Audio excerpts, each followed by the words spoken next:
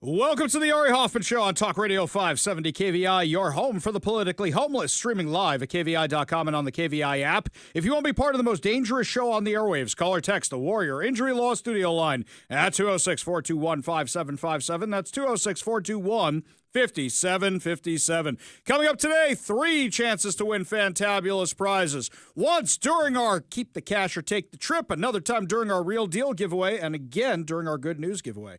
But before we get to any of that, time for your daily dose of adrenaline. You want me to stick this into my heart? Are you f***ing nuts? You can't spend years calling for violence and then ask them to be nice. You can't spend years calling for violence and then be surprised when people are violent.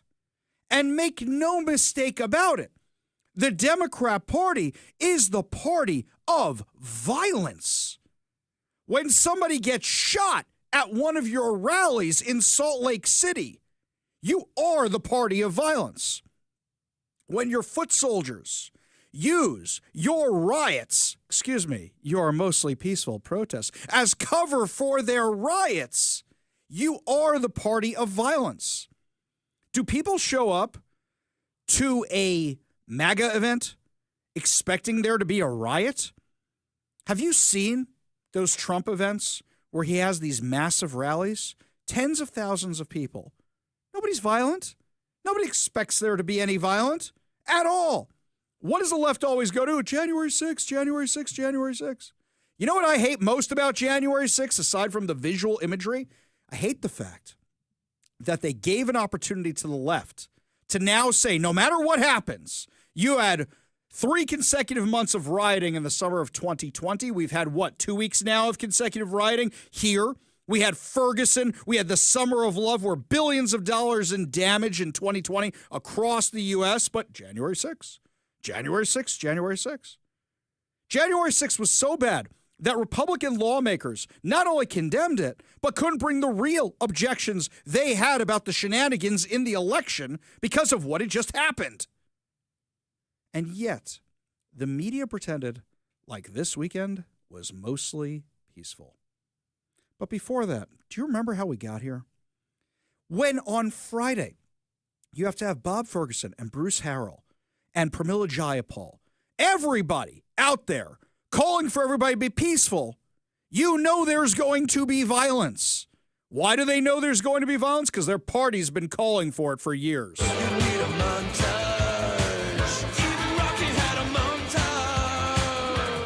I just don't even know why there aren't uprisings all over the country, and maybe there will be. People need to start taking to the streets. This is a dictator. You know, there needs to be unrest in the streets for as long as there's unrest in our lives. Enemies of the state. Show me where it says that protests are supposed to be polite and peaceful. Do something about your dad's immigration practices, you feckless. When they go low, we kick them. How do you resist the temptation to run up and wring her neck? The biggest terror threat in this country is white men, most of them radicalized right up to the right. I thought he should have punched him in the face. I said, even if you lost, he insulted your wife. Yes. He came down the escalator and called Mexicans rapists and murderers. He said, well, what do you think I should have done? I said, I think you should have punched him in the face and then gotten out of the race. You would have been a hero. I'd like to punch him in the face. I said if we were in high school, I'd take him behind the gym and beat the hell out of him. Punch some people in the face! When was the last time an actor assassinated a president? They're still going to have to go out and put a bullet in Donald Trump, and that's a fact. Look, as his character is stabbed to death. Where is John Wilkes Booth when you need him? I have thought an awful lot about blowing up the White House.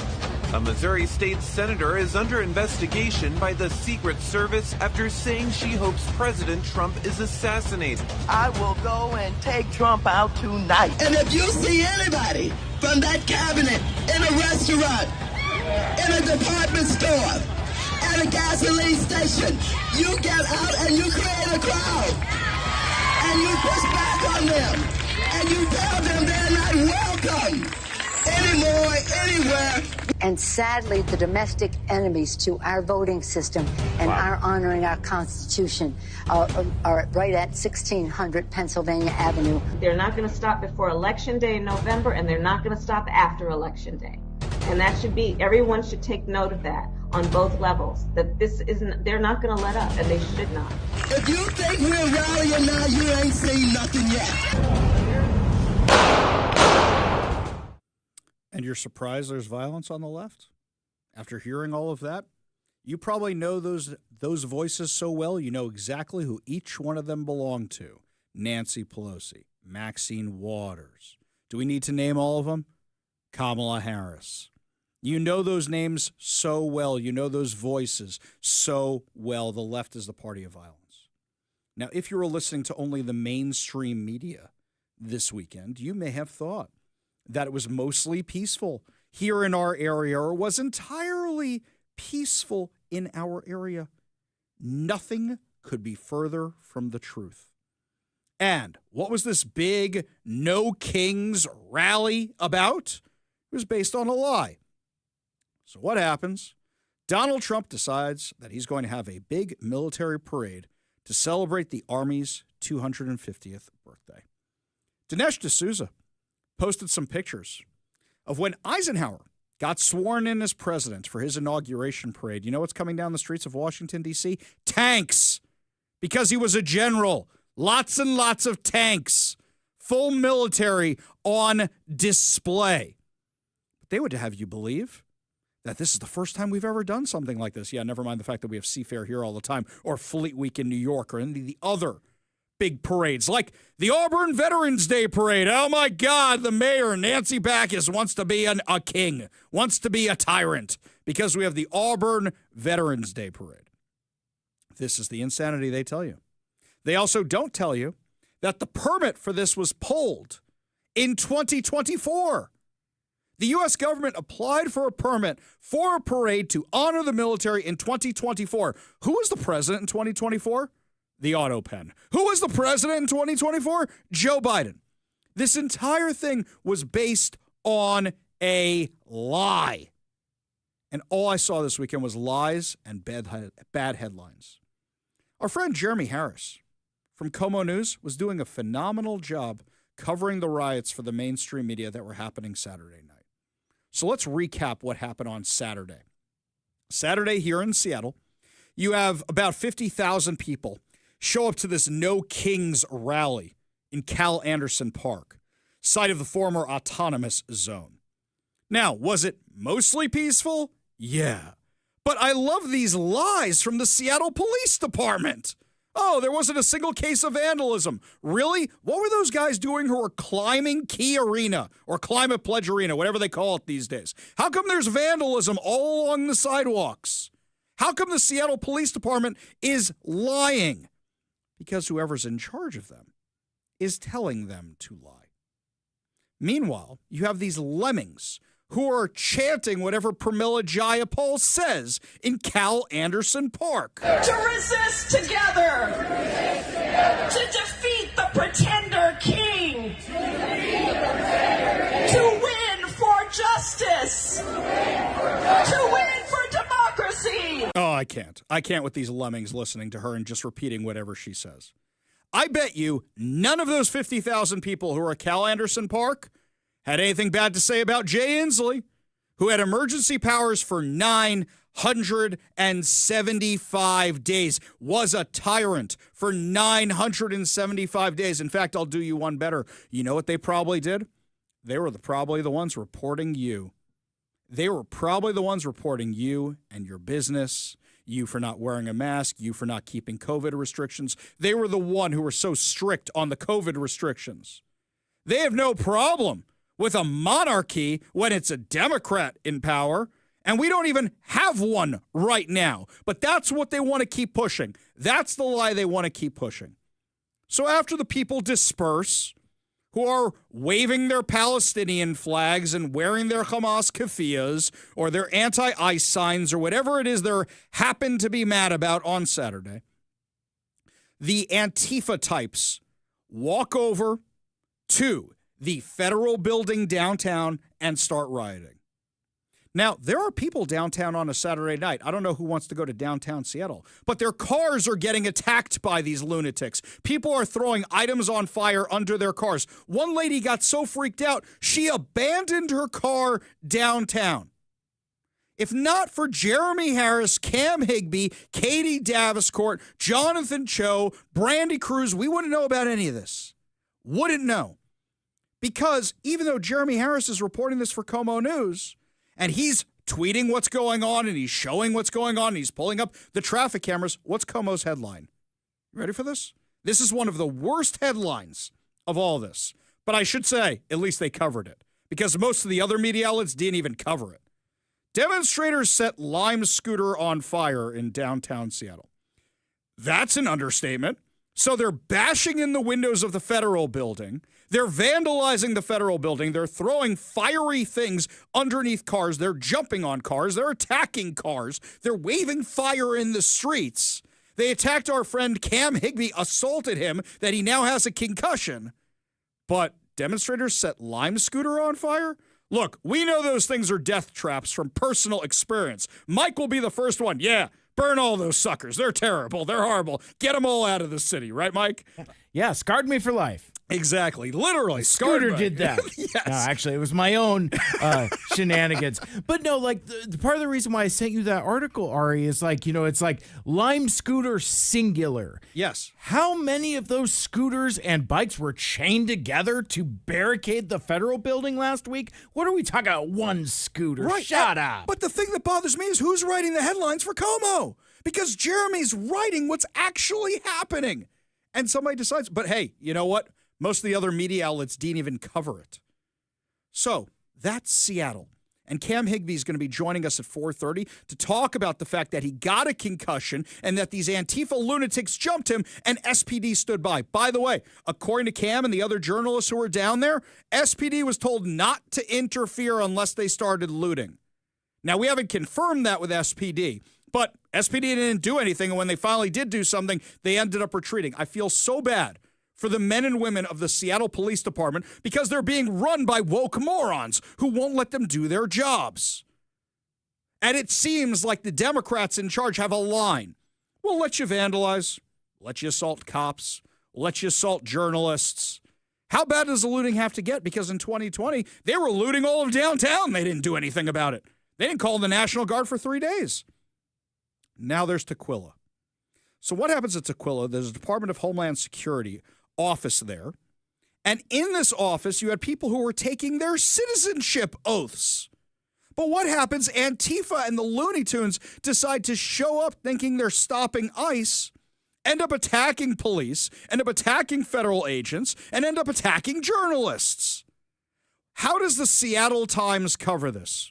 You ready? Here's their headline. Tukwila police used tear gas on protesters of unusual ICE check-in. I'm sorry. What? What does that even mean? You made it sound like you had these mostly peaceful protesters, and the Tukwila police just came out and started throwing gas at them. Well, let's see. Antifa assaulted a military veteran on the scene. Brandy Cruz has video of them beating the hell out of this guy. Antifa tried to assault Brandy Cruz. They're chasing after her. They're pouring liquids on her. They're spraying her with bear mace or whatever and going after her security guards as well.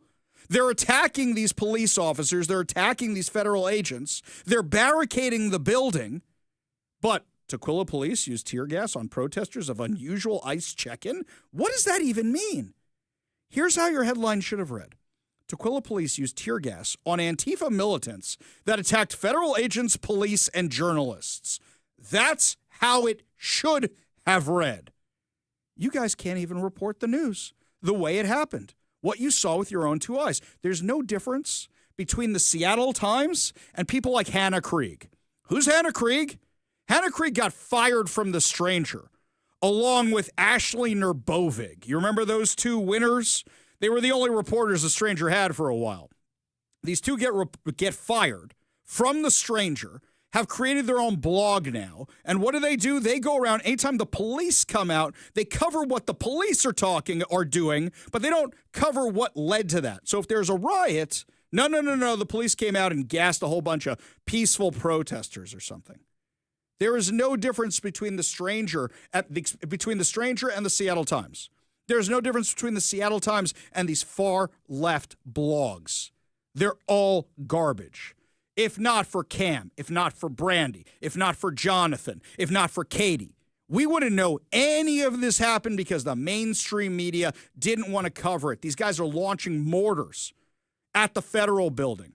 These guys are throwing fire underneath cars, items on fire underneath cars, and nobody wanted to cover it. And the left, every single statement from the left was about peaceful, peaceful, peaceful, peaceful. So what do we got from Turd Ferguson? Turd Ferguson had his own little, it was a completely peaceful weekend, right? What did he say? Tens of thousands of Washingtonians took to the streets yesterday, taking a stand for democracy and speaking out against an increasingly authoritarian regime. Dude, you helped Jay Inslee. Sit this one out. You fired people for not getting the vaccine. You didn't stand up for any of us against the authoritarian nature of Jay Inslee. Sit this one out. He says, on a day that began with horrific political violence in Minnesota, I'm grateful to Washingtonians who chose to make their voices heard peacefully at events across our state. Did you forget about a few things that happened? Maybe in Tukwila, maybe in Seattle, the largest city in your state? No, just didn't want to talk about that, right? And that was back when we assumed that the guy who did the violence was a right-wing agitator, and we have found out that he was anything but. The Seattle Police Department. Whoever is running their Twitter has sold their soul. The tale of the No Kings protest has just left Cal Anderson Park that's over 1.5 miles full of people, not a single report of property damage. Well, maybe nobody bothered calling it in because you guys were allowing it. What about on Saturday night? I noticed you guys were just, this street is closed, this street is closed. Didn't say why. You also didn't arrest anybody. If you actually had to arrest people, then there would have been documented proof that the day wasn't peaceful. Maybe that's why you didn't actually arrest anybody, because you didn't want anything on paper proving that you guys were completely full of it. How about this one from Sarah Nelson? In Seattle, we protect people and stand up to tyrants. No kings, no going backwards. Exciting to see so many people out peacefully standing against this administration's overreach. Sarah Nelson, you said you were the law and order candidate. You said you want to be the law and order candidate. So you're fine with illegal immigrant criminals being here in our city, in our state? I'm tired of people saying what they think will help them get elected the next time around. So Sarah Nelson's got a problem with the left, so she runs to the left even though it was the right that elected her? Ann Davidson doing the exact same thing. Bruce Harrell, hang on, where was Bruce Harrell this weekend? I mean, we know he was around on Friday for that stupid press conference, but I didn't see him anywhere this weekend. Oh, that's where Bruce Harrell is. Did he leave the state again? Did he make Sarah Nelson mayor pro tem again? Where was Bruce Harrell this weekend? Oh, wait, he was ranting and raving at one of these protests about kings and tyrants and everything else. Didn't share it on his social media because he's been in enough trouble this week. If the autonomous zone happened today, these people would let it happen again. They would let 6 blocks of Seattle be taken over because they let it happen Saturday night. They let Antifa have the streets in downtown Seattle Saturday night.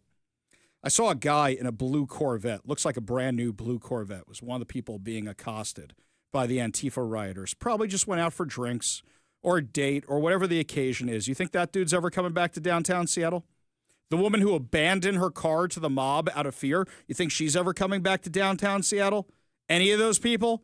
No, because at any moment, you never know when the psychos are going to take over the streets. Calling this weekend a peaceful protest is a flat-out lie. A flat-out lie. They're going to keep telling you that, and they're going to keep trying to convince you of that. Craziest take was from CBS. Listen to what the CBS anchor said. You wrote an op-ed supporting President Trump's decision to send in federalized National Guard troops and active duty Marines to California. You referred to it as the threat from the radical left, an overwhelming show of force to end the riots, and talked about communities being terrorized. Given the amount of tension in the country right now, is that really the language to use? Now, I don't even care about the person's response who said that to her. I don't even care. You know what's crazy about that question? Is that the right language to use? Should we really call the California riots riots? Should we really demonize them that way? Yes, they are rioters. And you want to argue over terminology? It's absolutely crazy. And all of this is based on a lie. I didn't see any of those people out in marching when Jay Inslee had emergency powers for 975 days. Now they're out when Donald Trump is having trouble getting his big, beautiful bill passed. Worst tyrant ever. We go to the Warrior Injury Law Studio line, take a call from Paul and Puyallup. Paul, what's up? Hey, Ari, you need to watch out. Are you taking blood pressure pills today or something? Because your thing is probably, probably about 190 right now if you don't have that nice little thing on your phone. Oh, very good. I run that way usually on a good day anyway, my friend. Yes, keeps up the energy around here. Mike and I always say before we go into the booth, well, time to go yell at some people. Yeah, I'm not going to talk about the GOP, so I just want you to understand that. But I want you to look up this nice little Ford thing. It's PICC. They just moved in right down the street from us in Puyallup. I want you to look it up, and I want you to see what's going on. You know, it goes along with what's going on in Texas also. There's 200 mosques that are in Texas also. Why am I saying that? Well, I think this all has stuff that goes along with each other. The United States is being taken over, and people are going to start taking things in their own hands, like in Florida, where you can be a law-abiding citizen and you can get things done. Here in these states, man, you can't do anything because you're in the wrong. I would hope that people would start looking and making sure they understand what's going on in the world, because this is not what we need. It's not. And the thing is, they are ignoring the problems. They're ignoring the issues. So, for example, here in Washington, who are the ones who are leading a lot of those walkouts that we're talking about? It was a lot of people in the Muslim community. And they're not looking at that. We have those issues. We have a lot of crimes that are being committed by illegal immigrants, and they're not looking at that. Instead, what are they saying? Oh, everything was mostly peaceful. You know what? Somebody walking down the street waving a Hamas flag and wearing a Hamas keffiyeh, that is not peaceful. That is them calling for genocide. And yet they call that stuff peaceful. I did notice something interesting, though. They did their absolute best to hide that stuff in the crowd. The only time you saw it was when you saw those overhead streams of people walking, where you saw all the people. It was like they were trying to erase that completely from existence, because they knew if they pointed that out, you can't call it peaceful. Paul, appreciate the call. Appreciate you being part of the show. You want to be part of the show, you give us a call or a text at 206-421-5757. That's 206-421-5757. When we come back, my friends, these protests have consequences, because now a Whole Foods is moving out of Capitol Hill. Could it be because the area has never recovered since the autonomous zone? Tell you all about it when we come back. You're listening to the Ari Hoffman Show on Talk Radio 570 KVI.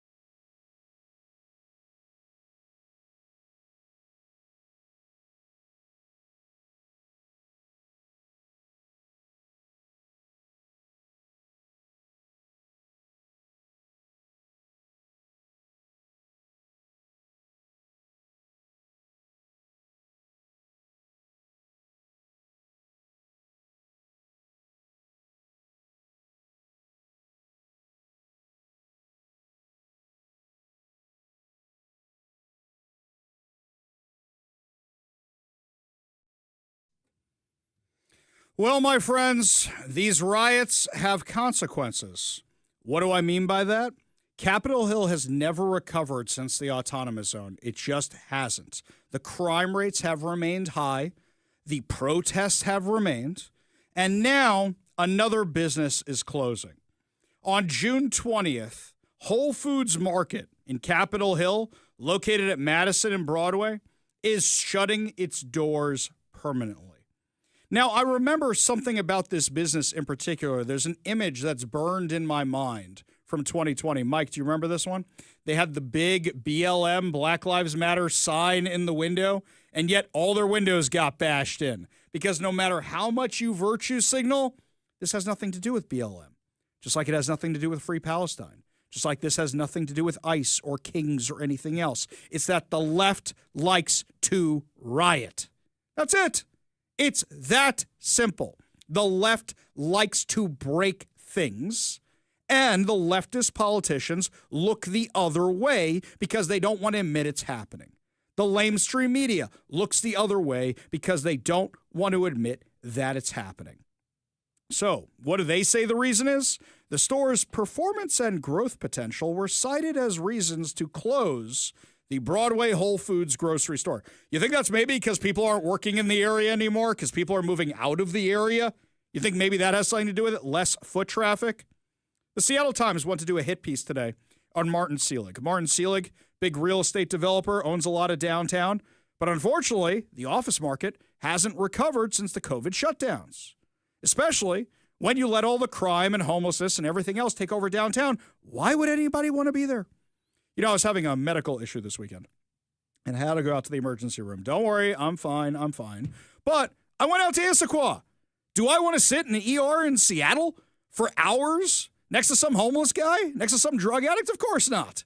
Go somewhere else. And when I'm out in Issaquah, I thought to myself, wow, this is amazing. Look at these houses. They look like they could be in Arizona or at a ski chalet or something else. It was beautiful. It was gorgeous. It was nice. There's life that's better outside of the Seattle area. A lot of businesses realize that. They went to Bellevue. They went to the east side. They went to other places to get away from the Seattle insanity.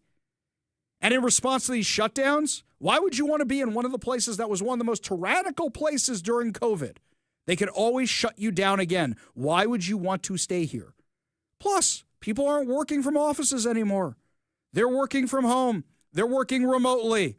They're working in shared workspaces. Or they found other jobs. Or they moved out of state. All of these things combined contribute to the collapse of the office real estate market. And we don't have people working in offices. They're not going to grocery stores on their way home at night. They're not going to barbershops. They're not going to those other places. All this is tied together. Thanks so much for the year of 2020. We go to the Warrior Injury Law Studio line. Take a call from protester Bennett. Bennett, what's going on? Oh, survived the weekend. That was intense. But, you know, so you can ask me about this afterwards. But real quick, I wanted to get to the thing that you and Jim Welsh were talking about last Thursday or Friday, because I remember him talking about, the Seattle Times, speaking of the Seattle Times, did me dirty because they were saying that IL-26-126 had to do with ending vote by mail. And he was super mad. He was like, no, that is not true. IL-26-126 has nothing to do with ending vote by mail. I'm sure you remember. And, you ran it by. You said you had a conspiracy theory. Oh, it was. I think you put it so well. Let me just play it. You want to bet they took one of the emails that fundraises, or one of the press releases from Bennett. We can't keep doing this with the verbiage stuff. Okay, tell me what I said. We can't keep doing this with you playing clips on the show. What is the point you're trying to make here, sir? What is the point you're trying to make, Bennett? Get to it. Exactly. Get to it. I solved the mystery because you said that they must have been repackaging a press release, and I found the press release. It's online. It says WAGOP joins reasonable movement to end vote by mail, and then the first sentence is the Washington State Party, led by Chairman Jim Walsh, has officially joined the effort to reform elections in Washington State with initiative measure IL-26126.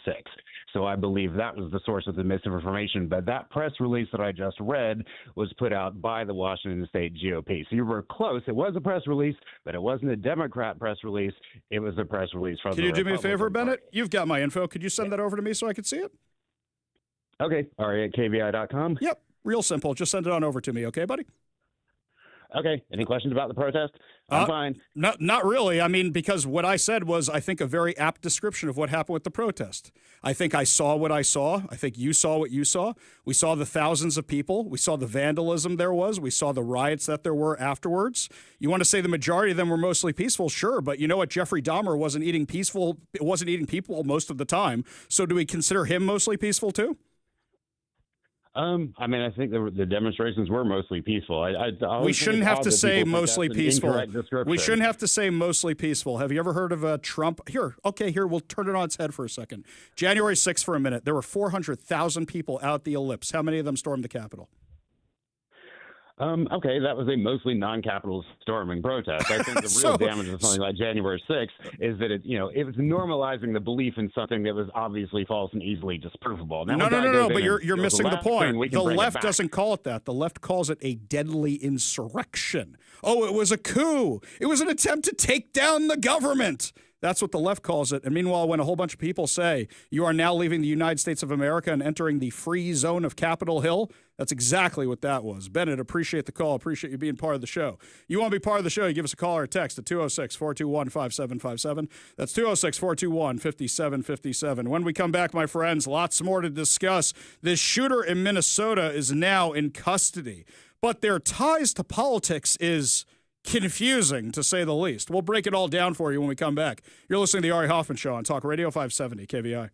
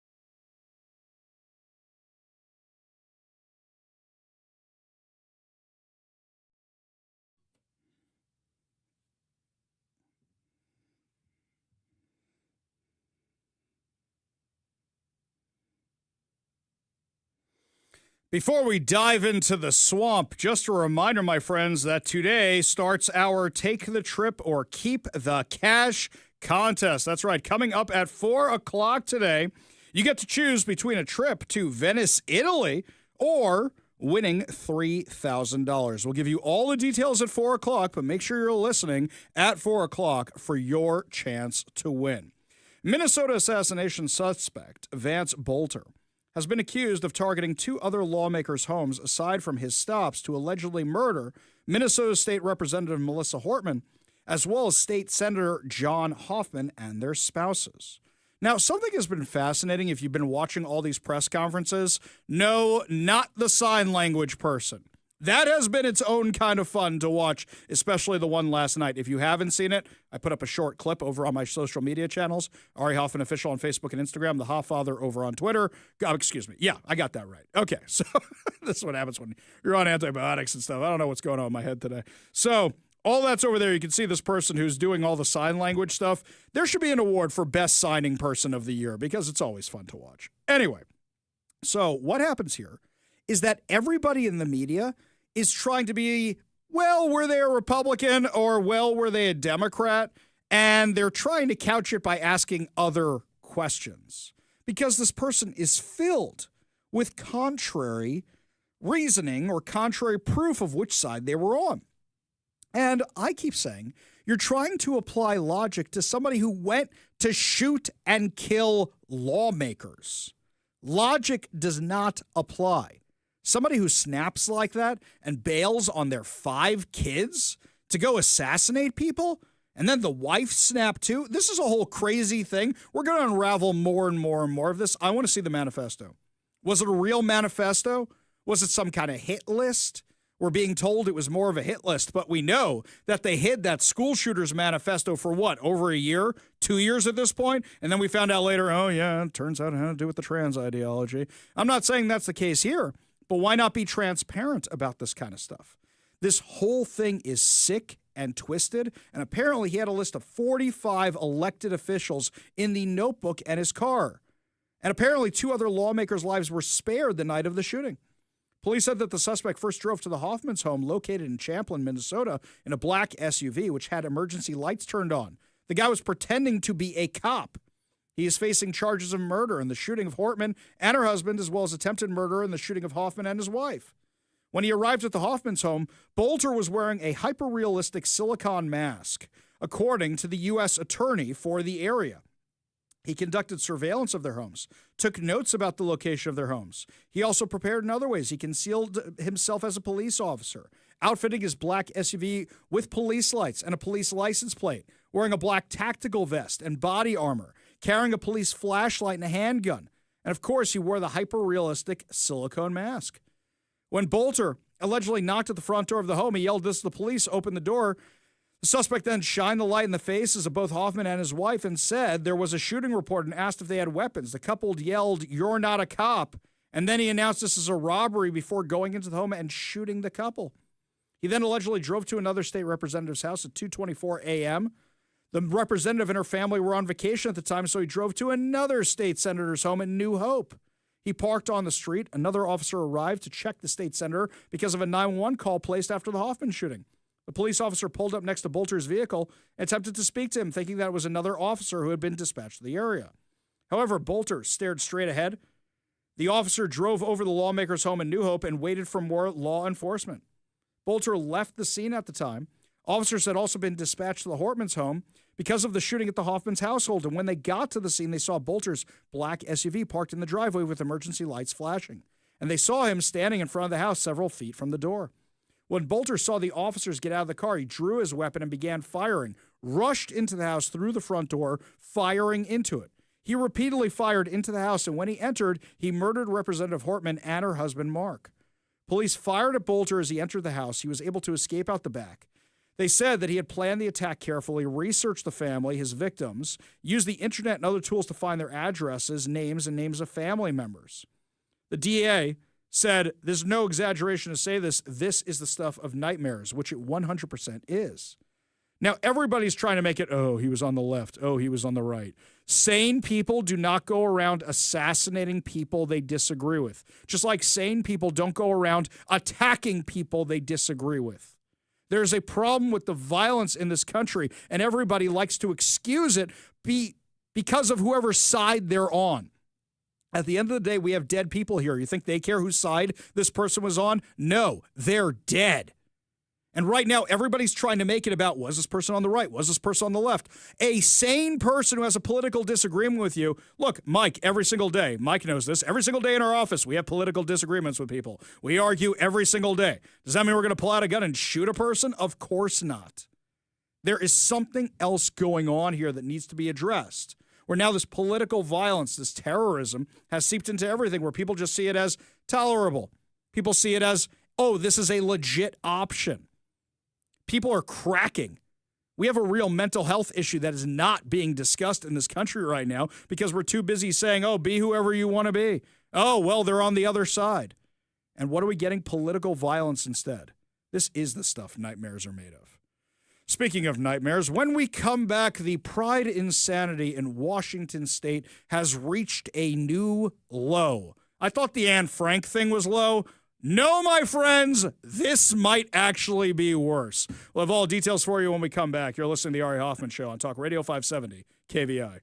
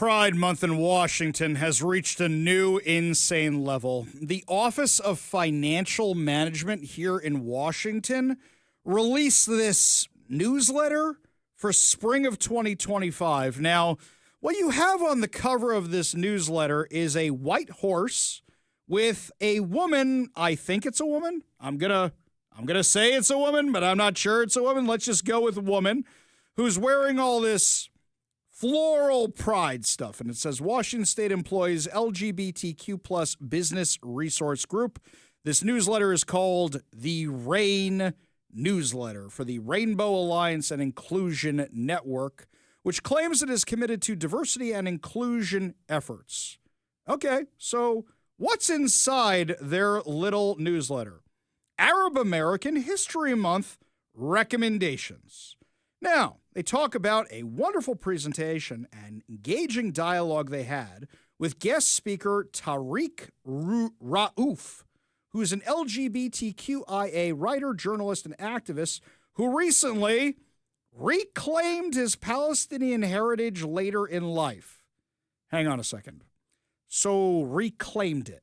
Are you actually from Palestine? Are you actually from Gaza? Or are you like Arafat, who's the Egyptian and never had anything to do with it? Well, I went looking at this guy's social media. This guy hates America, was praising Luigi Mangione. He said the day that we picked an American pope, oh, blank. We picked an American pope because he hates America that much. He discussed how he wrestled with reconciling his queerness and Arab heritage and how he connected with family through the Israeli-Palestinian conflict.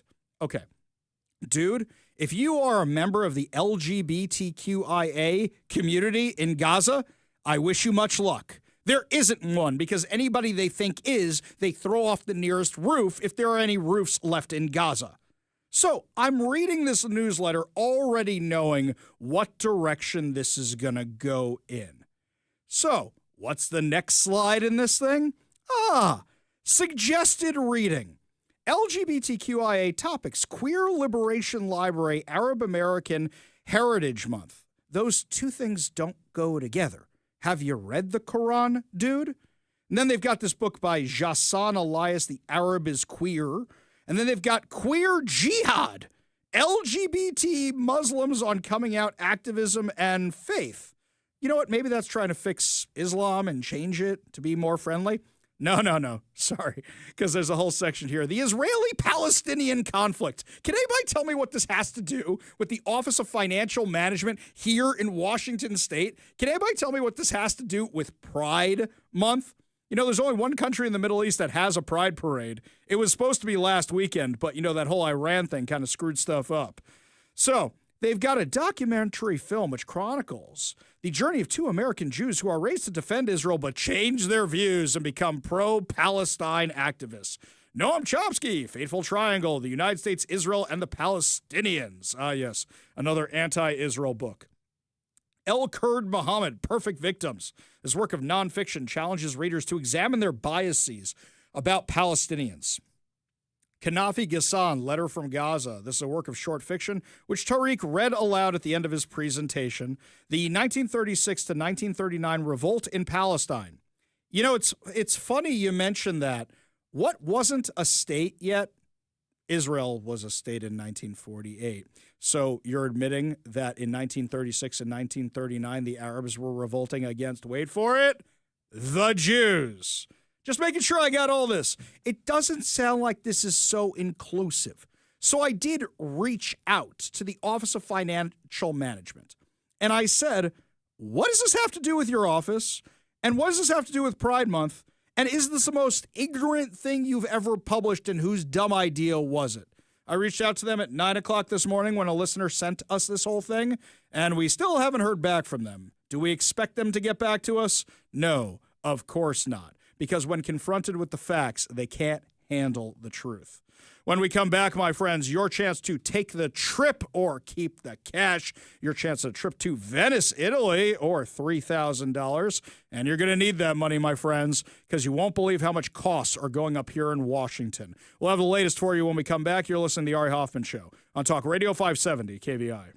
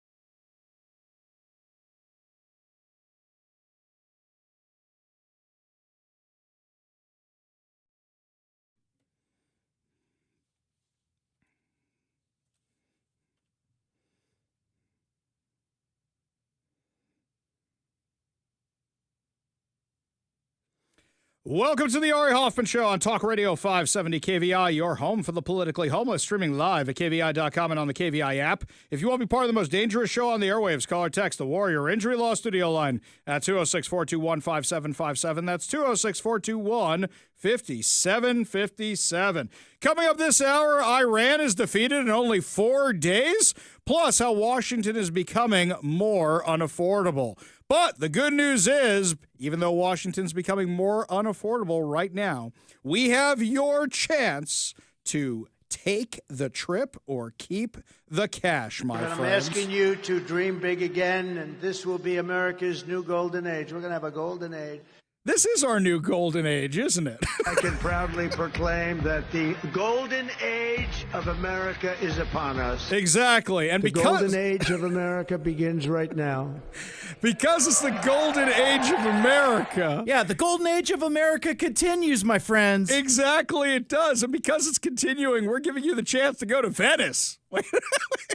So here's what we're doing. This week, you can get away to Venice, Italy with gondola rides, candlelit pasta, and so much more, or have a chance at $3,000 cash. Now, let's go over these rules one more time, people, because I know after a month of doing this last time, some of you were still slightly confused, and I was getting complaints by some of you that were saying, Ari, we're not stupid. You don't have to explain this to us every time. To which I replied, then why do I have to explain it every single time? Because some people still don't listen. Pages and pages of incorrect keywords. Phones ringing off the hook tells me otherwise. Exactly. So, my friends, here's what you do. To win, you text just the keyword. Only the keyword, not your name, not your email, nothing else. Not, hey, Ari, I love the show. We appreciate it. We love it. But just the keyword. And then you are entered for the chance to win. You cannot enter the word multiple times. That does not help you. Don't do that, okay? So all you have to do is text the keyword cash. That's CASH, as in cash money, to 206-421-5757, as in cold hard cash, to 206-421-5757. We'll get you in the daily drawing to get a $50 Daniels Broiler gift card, and you can win the trip or cash with KVI. You have from now until 5 o'clock to enter. Your next chance at winning comes tomorrow at 8 a.m. during the morning ride with Phil and Zach. Now, check out danielsbroiler.com to reserve a table, place your takeout or delivery order, and more. You have until 5 o'clock to enter the keyword cash to 206-421-5757. That's 206-421-5757. And you're going to need that money because King 5 has an article. How much money does a Washingtonian need to live comfortably in 2025? Financial technology company Smart Asset used the 50-30-20 rule to determine what salary a person in each state would need to maintain a sustainable lifestyle. The rule suggests putting 50% of income to necessities, 30% to discretionary spending, and 20% to long-term goals like savings or paying off debt. Washington State requires the fifth highest income for a single adult to live comfortably at $109,658, according to Smart Asset. For a family of four, the number jumps to $277,888. Is that affordable? No. Smart Asset said the income needed for a family of four jumped 7.95% from 2024, while the single adult income needed to live comfortably increased 2.97%. By the way, this survey was done before the most recent tax spikes, which means it's actually higher than that. Hawaii requires the largest income for a single adult at $124,467, followed by Massachusetts, California, New York, then Washington. That is not a good list to be on, guys. Also, what do you notice about all those states? They're all blue states. Now, Hawaii, I kind of understand. It's an island. You got to schlep everything out there. I understand it takes a little bit more effort. But these other places, give me a break. Massachusetts necessitates the highest income for a four-person family at $313,747. An income over $100,000 is needed in 15 total states to live comfortably, according to Smart Assets analysis. At the other end of the spectrum, in West Virginia, single adults need just, I love how they write just, $80,828 for a comfortable living. Following the Mountain State, among the 5 lowest figures were Arkansas, South Dakota, North Dakota, and Kentucky. Smart Assets said it used MIT living wage calculator data to determine the basic cost of living for an individual with no children and families with 2 working adults and 2 children. By the way, that's something else. You need to have 2 working adults in the family, or you're not going to be able to afford that kind of stuff. Necessities include housing, food, transportation, income taxes, and other miscellaneous items. Now, the data is as of February 10th, according to Smart Asset. Mike, what happened in April of this year? Do you remember what happened in April? Because February 10th was smack dab in the middle of the legislative session. So April's when they passed all the stupidity. So I wonder. AKA the largest tax increase in Washington state history. Exactly. So you know what I would love? You know what? I got to remember to do this tonight. I'm going to email Smart Asset, and I'm going to say, hey, Smart Asset, can you guys refactor these numbers, remath these numbers, recalculate these numbers, and give us an updated total about how much you need to live, how much money you need to make to live comfortably here in Washington state, now factoring in all that? Over the weekend, a cousin of ours had a going-away party. He and his family are packing up, heading to Alabama. In fact, they're halfway there by now. But that really underscores a lot of the questions that a lot of folks are having listening at home or on their commutes. My wife and I had this very lengthy conversation. It was a long drive. They live out in Bonnie Lake and whatever, but Lake Tapps actually. But it was the reality of like, well, sweetie, we can't retire here, can we? Yeah. Where are we gonna go? Mm-hmm. What can we do? Now, I'm granted still a ways from retirement, but still that is a very real thing that I encountered this weekend. Like, what does the future look like for Big Mike? Because I work in downtown Seattle. I live relatively close. I live in SeaTac, and there's no future for me here. A place that I was born. Yeah. And I was born here. I would prefer to die here, but maybe I can't. And that's that was a really rough ride home, because like we're thinking about like, well, what places have like similar climates? Where can our dollar go farther? Because basically these cousins, they got a place in Alabama bigger than the house I currently live in for less than $100,000. Mm-hmm. And those economical realities come into place when folks my age are thinking about what that next step is. Well, terrifying. Think about this for a second. Cybertron's not available. Otherwise, that's a good retirement place. But no extradition on Cybertron. Not at all. I posted a Transformers clip this weekend, by the way. I did. I don't know if you saw it or not. I did post a Transformers clip. It get lost in the other shuffle. Didn't get as much, but it was going around the Jewish world. And what it was the opening of the 4th or 5th Transformers, maybe the 3rd. I don't even remember which one it is.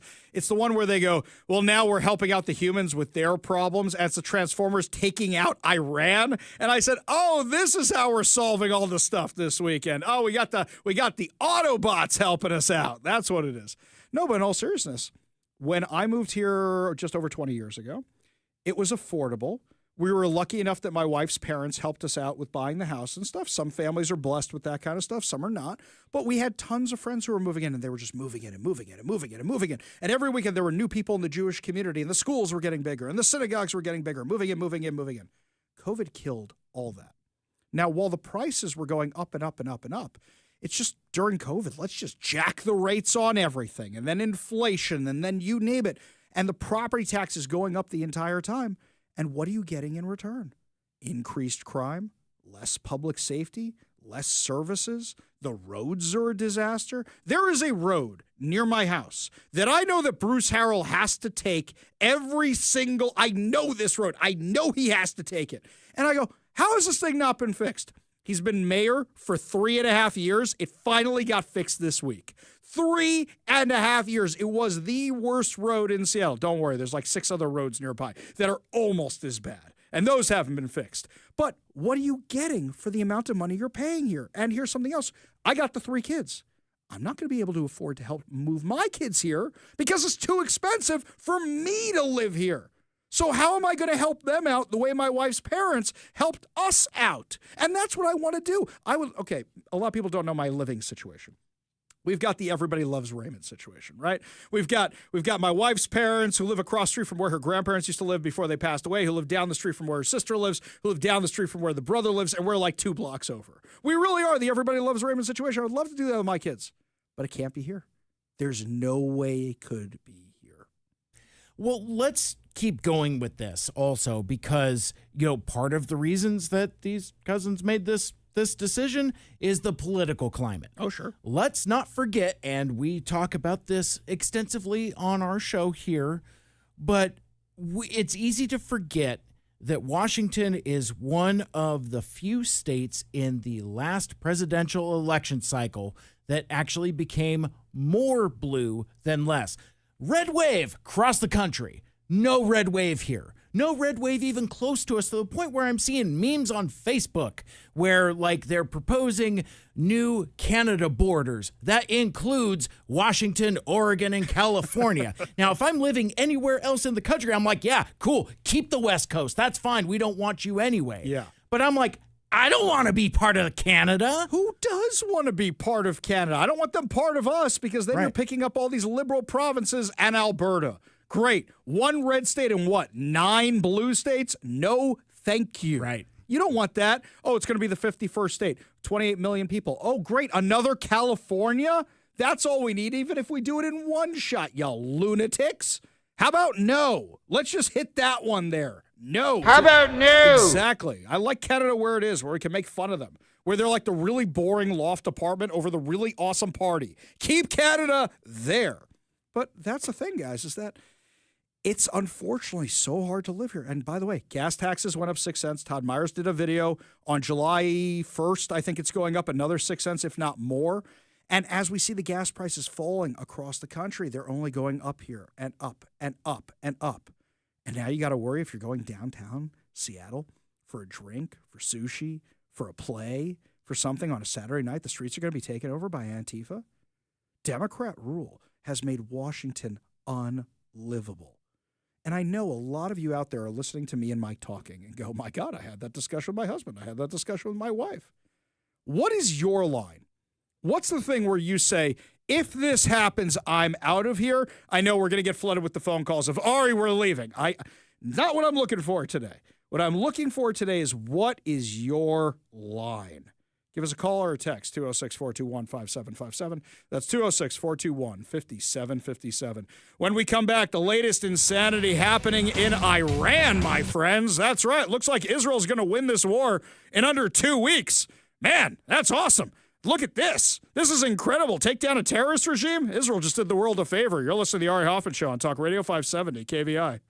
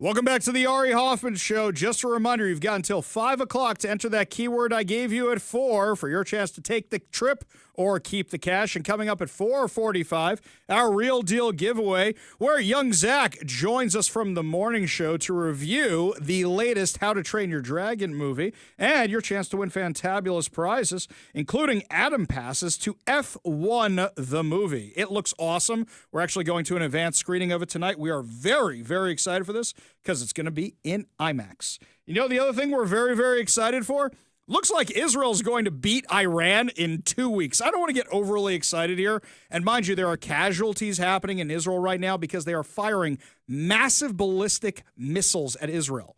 A lot of people think, they're firing the same small kind of missiles that Hamas fires. No. These are the big suckers that are coming Israel's way. How do I know Israel's winning? Over the weekend, Iran went to the UN Security Council and said, we need a ceasefire. Quickly, we need a ceasefire. Now, mind you, Iran is attacking civilian populations, and Israel is attacking military and infrastructure. But Iran's in real trouble, and the regime could fall. Imagine this for a second. Imagine if, God forbid, somebody took out NORAD, the Pentagon, the CIA, the FBI, Department of Homeland Security, ICE, and all of our missile defensive systems. That's where Iran is right now. That's basically what Israel has managed to do to them. It's insane. Israel has complete air superiority over Iran right now in what, 4 days? Friday, Thursday night. So Friday, Saturday, Sunday, Monday. 4 days. That's 6-day war. Nothing. That took too long. 4 days you managed to do this. Now, it doesn't mean Iran doesn't have other missiles it can shoot. And what's happening is every time they do shoot these missiles, Israel goes in and takes them out. Now, something fascinating happened over the weekend. What happens is you get these things called red alert in Israel. And actually, my son Jonah is going to be joining us at 5:30 today from his bomb shelter to actually tell us what it's like in Israel right now. So Jonah, the intern, will be back, and he'll be talking about that at 5:30 today. But what happens is you get these alerts on your cell phone, and you know it's time to go into a shelter. Well, people were waiting, and usually it's only a couple minutes, but they were waiting and waiting. 2 hours went by, and there were no impacts, and they didn't hear Iron Dome going off ahead. What happened? Israel managed to find the missiles before they launched and blew them up, which is what was going on. It's crazy how technologically superior Israel is. So Iran says, please, somebody help us. So they go to the UN Security Council, and UN says, we're not taking this up. Why? Because the U.S. is going to veto anything, and the U.S. says, nope, not going to do it. Just not going to do it. And that's exactly what happens. So then Iran realizes we got a real problem here. Let's go to Trump. And let's try and make a deal. Hey, okay, if the U.S. doesn't get involved, maybe we'll make a peace deal. And Don's like, look, I love Bibi. He's the man. I gave you guys your chance. You could have had a deal. You could have had the golden age of Iran, golden age of Persia. You said no. Because here's the thing. You know what Israel's probably going to ask the U.S. for? So there is the Fordo nuclear facility. That's the one which I joke is from the Top Gun Maverick movie. That's the one that's really hard to get to and is buried really, really far underground, and you have to maneuver straight down this trench to the point you're seeing now and find one air shaft where you can send in the bomb. It's buried under so much concrete. Everybody knows that's the hardest one to get to. They're going to need to borrow a B-2 bomber or have the U.S. do it or something to take that out. Iran doesn't want to lose it. All Iran had to do was say, we're not going to enrich uranium. All Iran had to do was say, we're not going to develop the bomb, and none of this would have happened. And by the way, imagine if those ballistic missiles they're launching at Israel were all nuclear tipped. We'd have millions of casualties right now, not just 25. Every life matters. But the fact that 25 people died as opposed to millions is a miracle. You're seeing the rockets that get through, not the hundreds that don't because of the Iron Dome and the Jewish space laser and all the other technology that's protecting Israel right now. So, President Trump was asked what's going on at the G7 summit today. Here's what he said. Have you seen any messages from intermediaries that Iran wishes to de-escalate the conflict? Yeah. What have you heard? What have you heard from the Iranians? They'd like to talk, but they should have done that before. I had 60 days, and they had 60 days, and on the 61st day, I said, we don't have a deal. They have to make a deal, and it's painful for both parties, but I'd say Iran is not winning this war. And they should talk, and they should talk immediately before it's too late. Do you realize the 4D chess they were playing here the whole time? As I was talking about last week, Donald Trump was the golden glove and Israel's the iron fist. And when they didn't want to negotiate anymore and they wanted to keep pursuing their nuclear ambitions, Israel whacked them. Now, there's something fascinating here that has been revealed with the woke right, the Tucker Carlsons of the world. This fight over Israel, look, Tucker Carlson, we know he's a shill for Qatar, and we know there's a lot of other people who are trying to say, no, I know what MAGA is, you don't. I know what America first means, you don't. Mike, you saw this nonsense over the weekend? They're all spouting off about like Marjorie Taylor Greene and crew. I know what America first means. A nuclear Iran is bad for everybody. Why do you think they were developing the nuclear technology? Do you know what they do in Iran when they have protests? They don't just burn the Israeli flag. They burn the American flag. You know, they don't just paint the Israeli flag on the street. They paint the American flag on the street. So who do you think they were planning on using all this against? Or as the number one state sponsor of terror, who do you think they were planning on selling all of it to or giving it all to? Other terrorist groups. That's what would have happened. Being anti-Iran, being pro-Israel is America first because they're doing the dirty work for us and keeping us safe. But this is really revealed. The fact that you've got all these people say, I don't want to go die for Iran. You know what? Or for Israel. My son put it really, really well. He was doing one of his Instagram videos over the weekend, and he goes, you think we need you, Fatso, to go fight our wars for us? We know what you look like. You're not getting off the couch to go fight for anybody. We're not going to say which Fatso he was talking about. But no, that's not what we're talking about here. Nobody's going to die for Israel. First of all this is being done from the sky. Israel buys its weapons from the U.S. and has done a pretty good job of taking out Iran. We don't need you to go do it. But especially when Donald Trump says, look, if Iran wants to come back to the negotiating table, we can solve this entire thing. Yeah, it can be solved. And there's a lot of people in the woke right who are going to be eating crow out of this. Oh, we're going to get dragged into war. Oh, my God, we're going to be dragged. You got the Ayatollah begging for a peace deal. Begging for one right now. This war will likely be over in a matter of days. We're not talking about Ukraine and Russia here. We're talking about Iran's airplanes are from Vietnam era, I think. Yeah, they have these ballistic missiles and such, and with their drones they've copied from us, but Israel has taken out all of their drone facilities. They're taking out their oil refineries. They're not going to have anything left. By the way, taking out their oil refineries helps out America. Why is that? When gas prices go so low, you don't need to produce as much oil. Now what's going to happen is whoever's buying it from Iran is going to need somebody else to buy it from. That means they could buy it from us, which means the oil industry can ramp up production and sell it to them, which guess what? We now get all the money for those purchases. All those purchases are being done in U.S. dollars. All this is good for America. Doesn't that sound like America first? So how many of these fools are going to have egg on their face? Plus, when the woke right finds himself agreeing with the far left, horseshoe theory is in real effect. When Cenk Uygur from the Young Turks is saying the same thing as Tucker Carlson and Marjorie Taylor Greene, you really got to ask yourselves what side you're on. Now, some people, when I posted this earlier today, said, Ari, being not wanting to dragged into a war, being America first that way doesn't make you anti-Semitic. That was not the point I was making. The point I was making was, look at the people who are making these claims. Marjorie Taylor Greene, well, we know how she feels. Stop taking her to Holocaust museums. You're giving her ideas. Cenk Uygur, that guy's out there trashing Jews every other day. These are the people you really want to trust their judgment on it? Nobody's getting dragged into a war over Israel and Iran. If you didn't get dragged in over Hamas and you didn't get dragged in over Hezbollah, you're definitely not getting dragged in over Iran. The Ayatollah apparently is looking for help because he's in such bad trouble. He's lost all his advisors. He looks around and he goes, why is Khomeini all alone? No friends, no friends. That's what's happening right now. He's all alone because everybody's dead and nobody wants to step in and help him because they'll be dead too. Ugh, unbelievable. John in Auburn says, Ari, your Trump impression isn't as good as your Inslee. So true. So true. I've said that many, many times. Yeah, see, Mike agrees as well. Have Shane Gillis on the show. Maybe he can coach you. Thank you so much for that. Really, really do appreciate that. That's great. We go to the Warrior Injury Law Studio line. Take a call from Bob in Seattle. Bob, what's up? Hey, Ari, how you doing? I don't know that I'm the phone call that you necessarily desire, but I'm the one you got. Hey, I already left Seattle. I left Washington, and I can speak what it's like on the other side. I'm actually southbound Interstate 5 right now. Just left Mercer Street, where it took me a little over an hour to go from Taylor Avenue North to get to the freeway. And before I crossed I-90, crossed into Eastern Washington, as I always do, 2 miles before I get Bob? truck.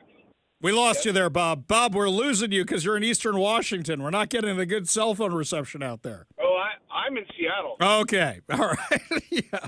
Continue. Yes. Yeah. Well, as I traveled from my home, which I don't really want to say where it is, across I-90, I stopped and got fuel in Idaho before I entered the left state of Washington, and I paid $3.15 a gallon. And then 2 miles later, the price of fuel was $4.37 a gallon. Yeah, it's crazy. People can't afford that. And let's not forget, when gas prices are that high, the cost of goods is that high as well. Bob, appreciate the call. Appreciate you being part of the show. You want to be part of the show, you give us a call or a text at 206-421-5757. That's 206-421-5757. When we come back, journalist Cam Higbee joins us to tell us about what happened this weekend in downtown Seattle when he got attacked by Antifa. You're listening to the Ari Hoffman Show on Talk Radio 570 KVI.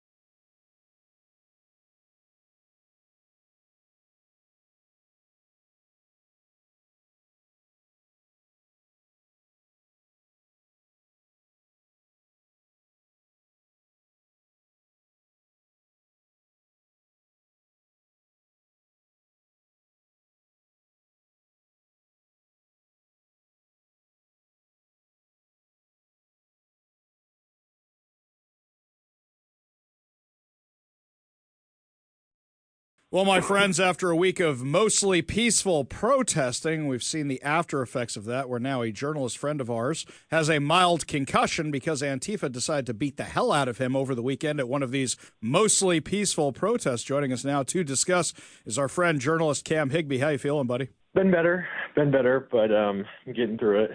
So let's back up and let's talk about where you were and what happened. So they had the thousands, tens of thousands of people marching out of Cal Anderson Park. And even though they call it mostly peaceful and they say there were no acts of vandalism, I saw plenty of vandalism around the city. It seems like the mainstream media and the politicians are crafting whatever narrative they want to craft. But then afterwards, and I think there was never a doubt that that would remain mostly peaceful, afterwards, when they went over to the federal building downtown Seattle, that's when the real lunatics came out, started launching mortars, attacking police, attacking you. Tell us what happened. Yeah, so I guess I'll kind of start at the beginning. So I get to the federal building. I spent the day in Tequila for that riot. I get to the federal building, and they've started a small protest there.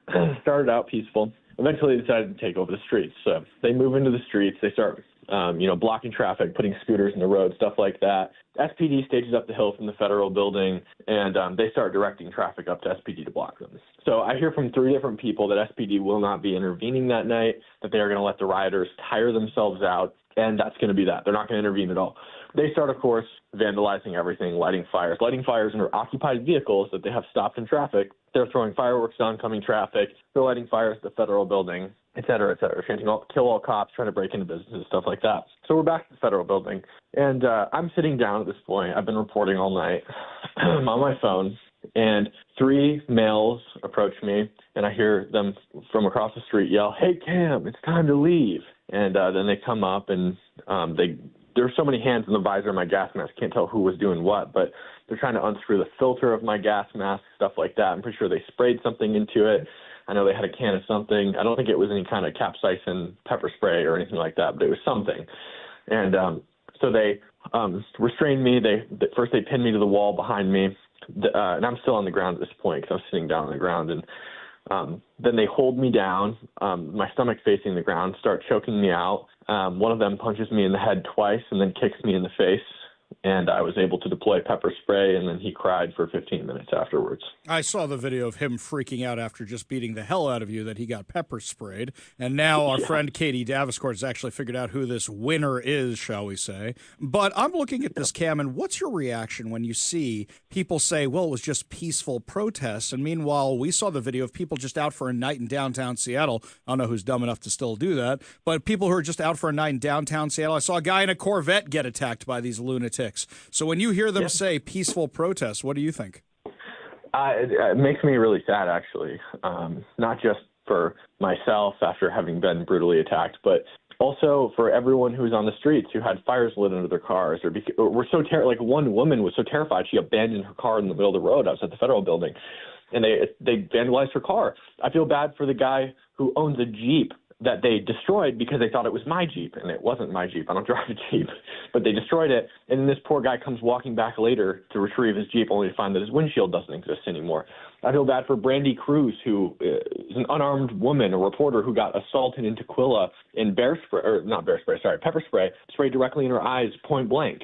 Like these stories, the mainstream media just ignores these stories and doesn't care about them. So let's talk about what happened in Tequila for a minute, because you were there too. Earlier in the day, we had the thing going on at Cal Anderson Park, but they also had another one of these Antifa riots out at a Department of Homeland Security facility in Tequila. And what I saw there was I saw people trying to barricade them in, just like they did the federal building, try to block the agents from doing what they do, attacking agents, attacking you guys. It was crazy. Mm-hmm. Yeah, they were barricading the entrance to the federal building. What's actually funny is really early on in the day. So I started in Tequila, moved to Cal Anderson, then went back to Tequila when stuff started heating up there. And what's interesting is in the morning in Tequila, there were about 5 protesters lined up along the little raised and lower arm for the entrance to the federal building, like their little loading dock area.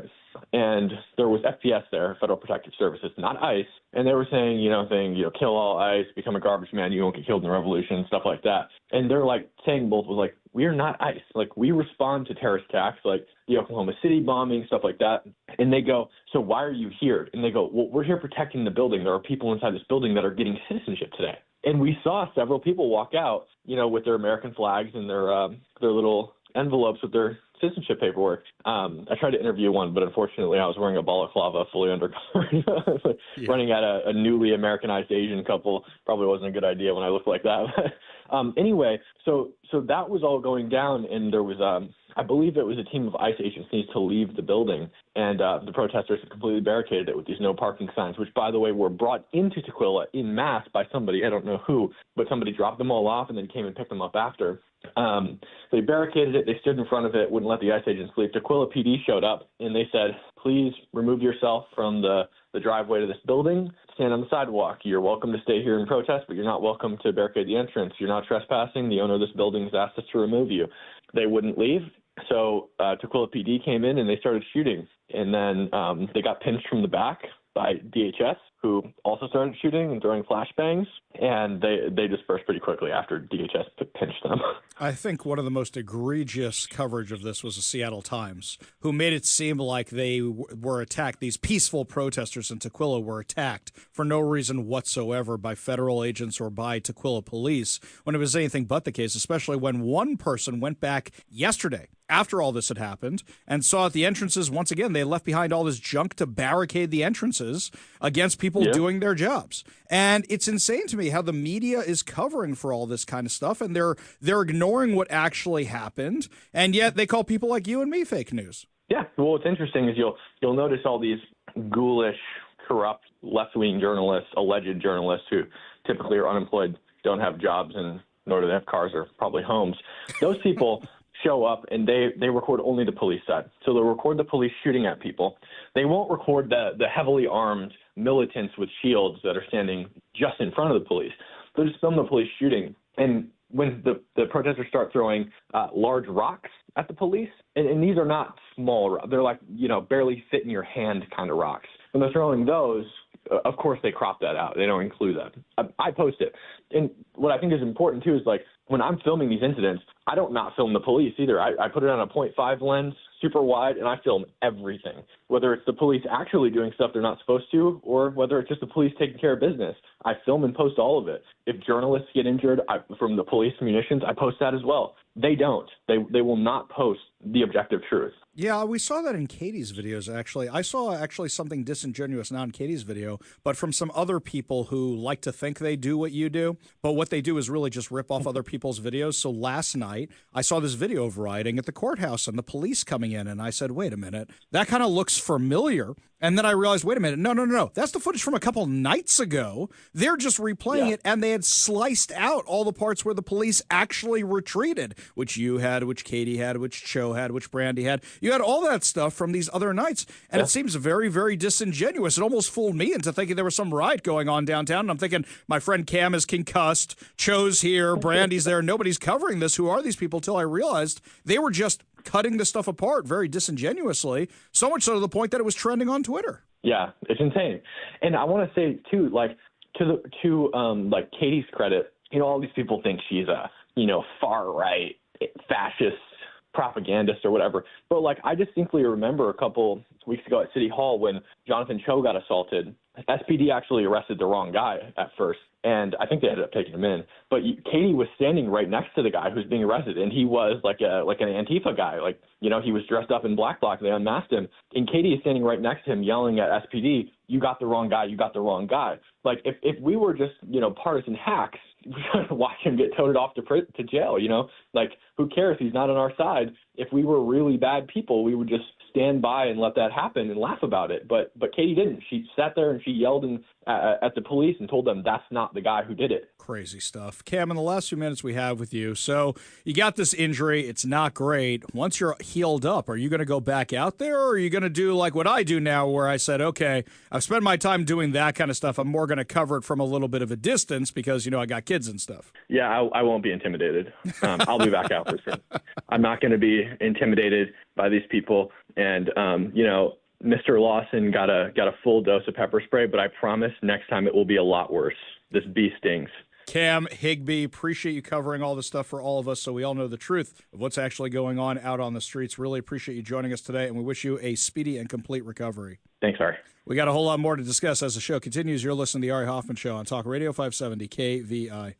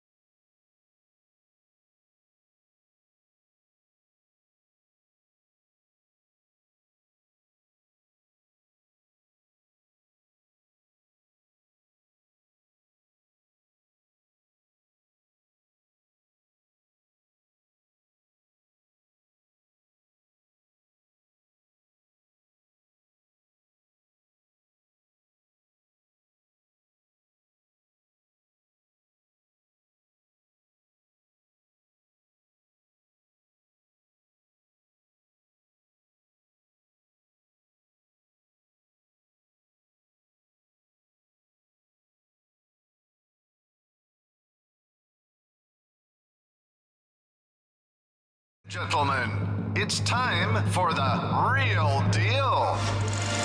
Ari and Big Mike give you their take on the latest movies. Ready? Lights, camera, action on the Ari Hoffman Show. Between riots and Father's Day, where I dragged my kids to the Mariners game because I wanted to go see baseball, I didn't have a chance to go check out a movie this week, but lucky for us, our friend Zach, young Zach, producer of The Morning Ride, which you can catch every single weekday from 6 to 9 a.m. right here on Talk Radio 570 KVI, went to check out the live-action remake, but still has a digital dragon, of How to Train Your Dragon. Zach, didn't this movie just come out not too long ago, and I mean the original one? No, it's from my childhood. Okay, well, your childhood was like 5 minutes ago. Maybe I'm dating myself. It came out in there. 2010. 2010. So 15 years ago. Okay, all right, just checking. So tell us, how was the movie? How dare you? Speaking of children. Yeah, exactly. Actual children. Well, I'll tell you what I told the nice lady with the clipboard. And there were some kids in the theater, and I was envious that this is the film that they got to make their How to Train Your Dragon. Because it was better. Of course it's better than the 15-year-old animated version of How to Train Your Dragon. But, you know, as someone going to see it again, was it better enough that it deserves my money? No. Well, I would say, put it this way, is that if the first one hadn't come out, would you have thought this was that one? Like, for example, I think about Braveheart. I love Braveheart. I love that movie no matter how historically inaccurate or badly filmed it is. I love that movie. But I always say, if it hadn't come out, Patriot might have had a better chance of being Braveheart. Sure. Patriot's a good movie. Yes, they both have Mel Gibson, whatever the case may be. But do you think if the animated version had to come out, people would have as much acclaim for this one? Oh, absolutely. This is it's a blockbuster hit already, and I don't understand why. I mean, Rotten Tomatoes, the popcorn score from the audience is like 98%, and I can't help but think, did you not see the first one? I mean, this film, as opposed to some of the other remakes, like obviously Snow White bombed, but even Mike and I were kind of talked about equating this to Lion King, because you have it's a live action remake, but not really because there's still CGI. So it's somewhat comparable, but Lion King changed so much about it that it was still interesting to go see. This film, and this is the first live-action remake that's not Disney, and that was I was interested to see what DreamWorks going to do, and it turns out they're going to do what DreamWorks does and do something not quite as good as Disney.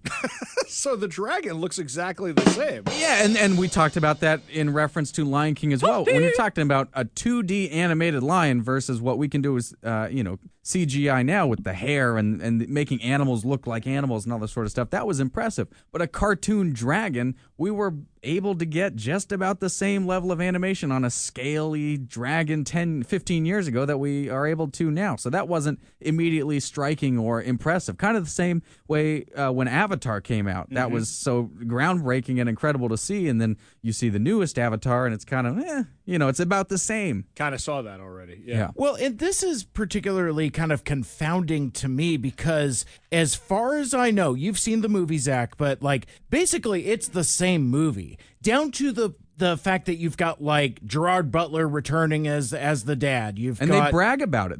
It's no secret that this is a shot-for-shot remake. They're proud of it. Right. And a lot of the same movie makers, like the same director, a lot of the same writers. Yeah. In fact, I saw some articles over the weekend saying like, oh, well, if we're going to do it, we're going to be the ones that do it. And I'm kind of struck with a little like, what's the point? Other than to literally make money. This thing cleared $83 million over the weekend. That's made why more money than any other How to Train Your Dragon film in the series. And to me, it seems like it's maybe more of like a George Lucas thing for them. Like, I want to now that they believe in this story and they want to make it, I want to make it the way I wanted to make it. And so for the filmmakers, I kind of get it. As someone going to see it, it's the same. It's better, of course, it's better.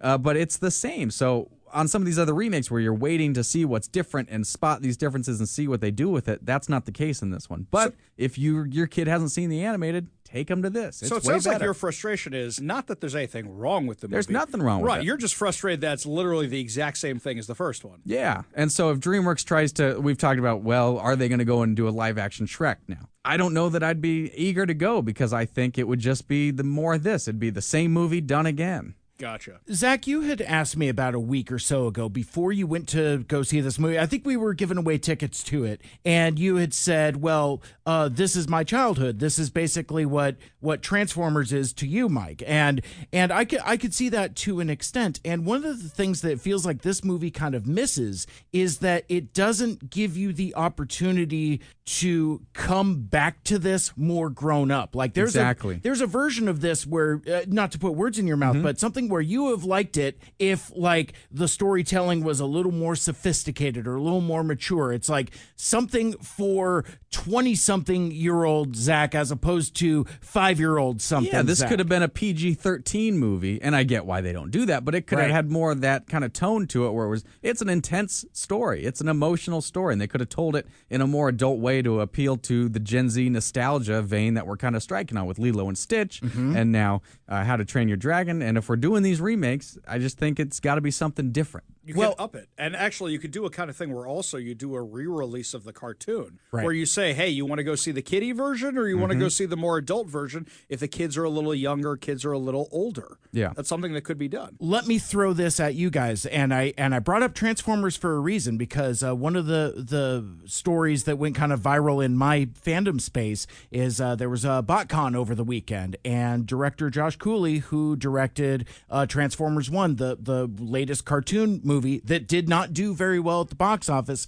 he confirmed that Paramount has no interest in a Transformers 1 sequel. And I think what we're seeing now is that cartoons are kind of passé. I think the way forward now is kind of like this How to Train Your Dragon, this Lilo and Stitch. I think that's what we've conditioned audiences to want. So they didn't want a fully animated CG Transformers movie. They want the live action aesthetic type of thing. And I think that's what contemporary audiences have been conditioned to want. So I don't think this is going to end anytime soon. And I think we're seeing where this is going to go in the future. I think we're actually going to see less animated movies, and it's going to be more of this hybrid digital type of thing going forward. I was having this discussion with my wife and my daughter, where we're talking about Brave. Brave would be the next obvious one to do after How to Train Your Dragon. Sure. Because, okay, you got the bear thing. But for the most part of that, you could do that with real people most of that movie, and that's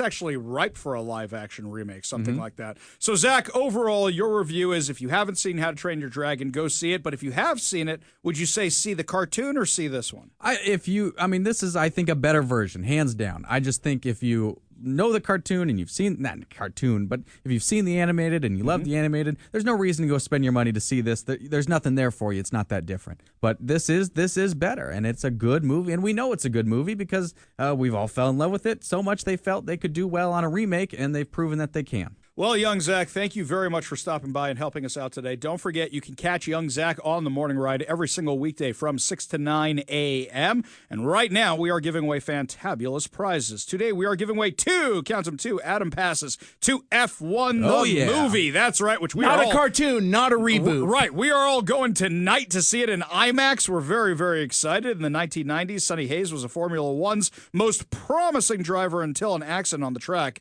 nearly ended his career. 30 years later, the owner of a struggling Formula One team convinces Sonny to return to racing and become the best in the world. See Brad Pitt in F1 in theaters beginning this weekend, June 24th.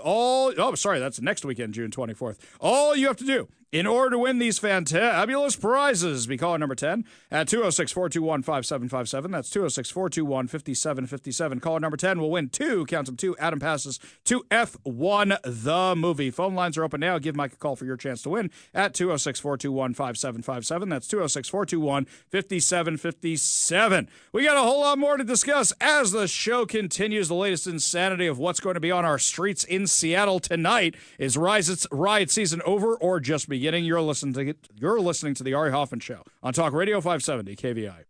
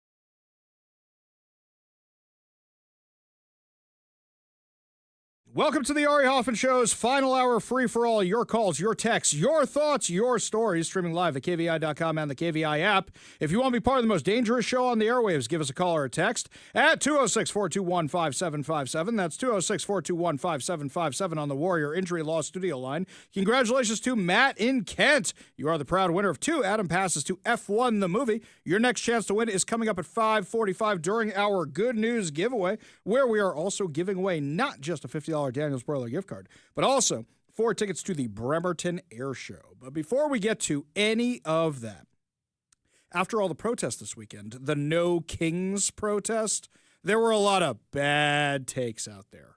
Real bad takes. Here was Jay Inslee's.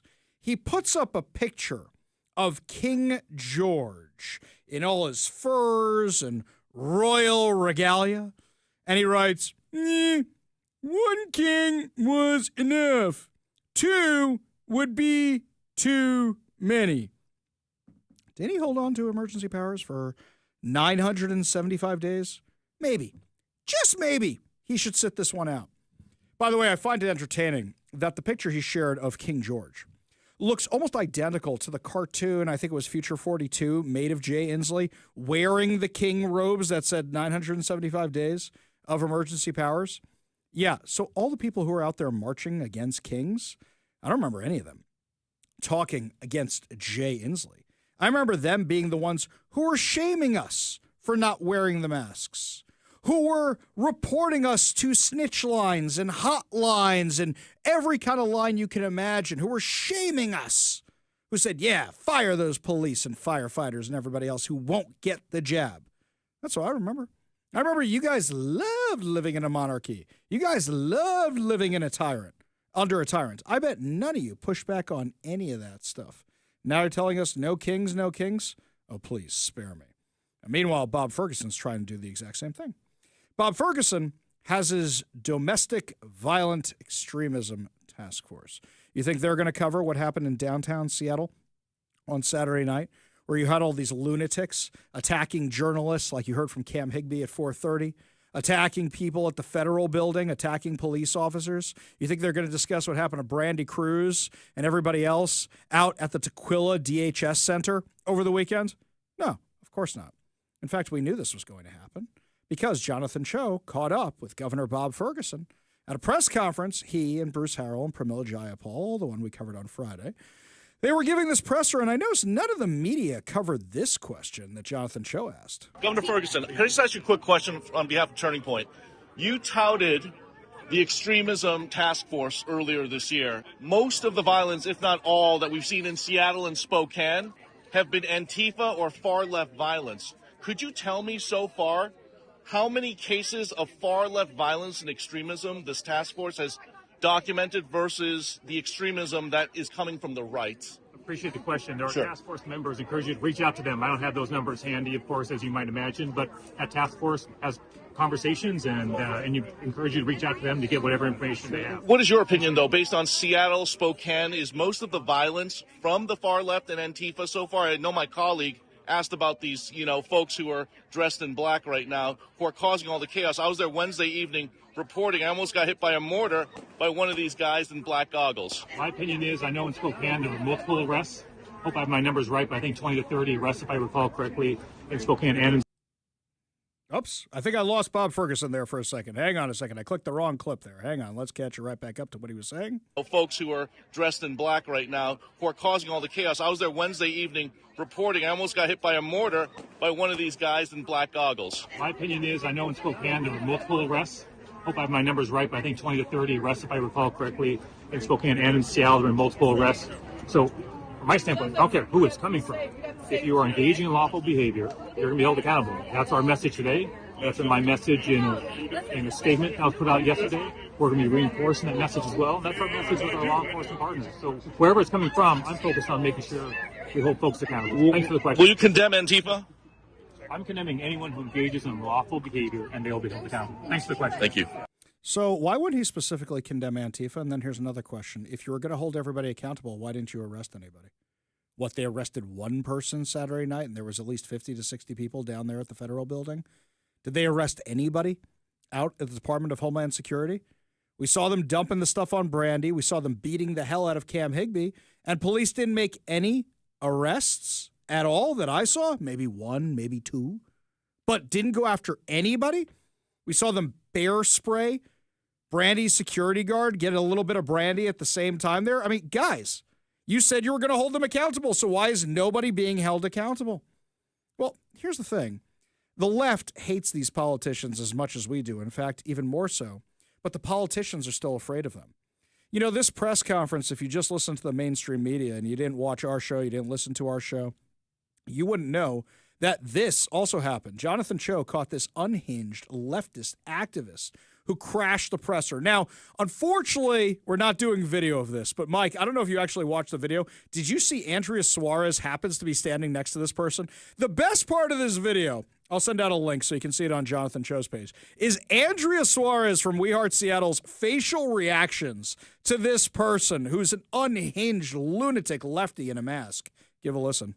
We have had a tradition to resist fascism and authoritarianism by any means necessary since 1776.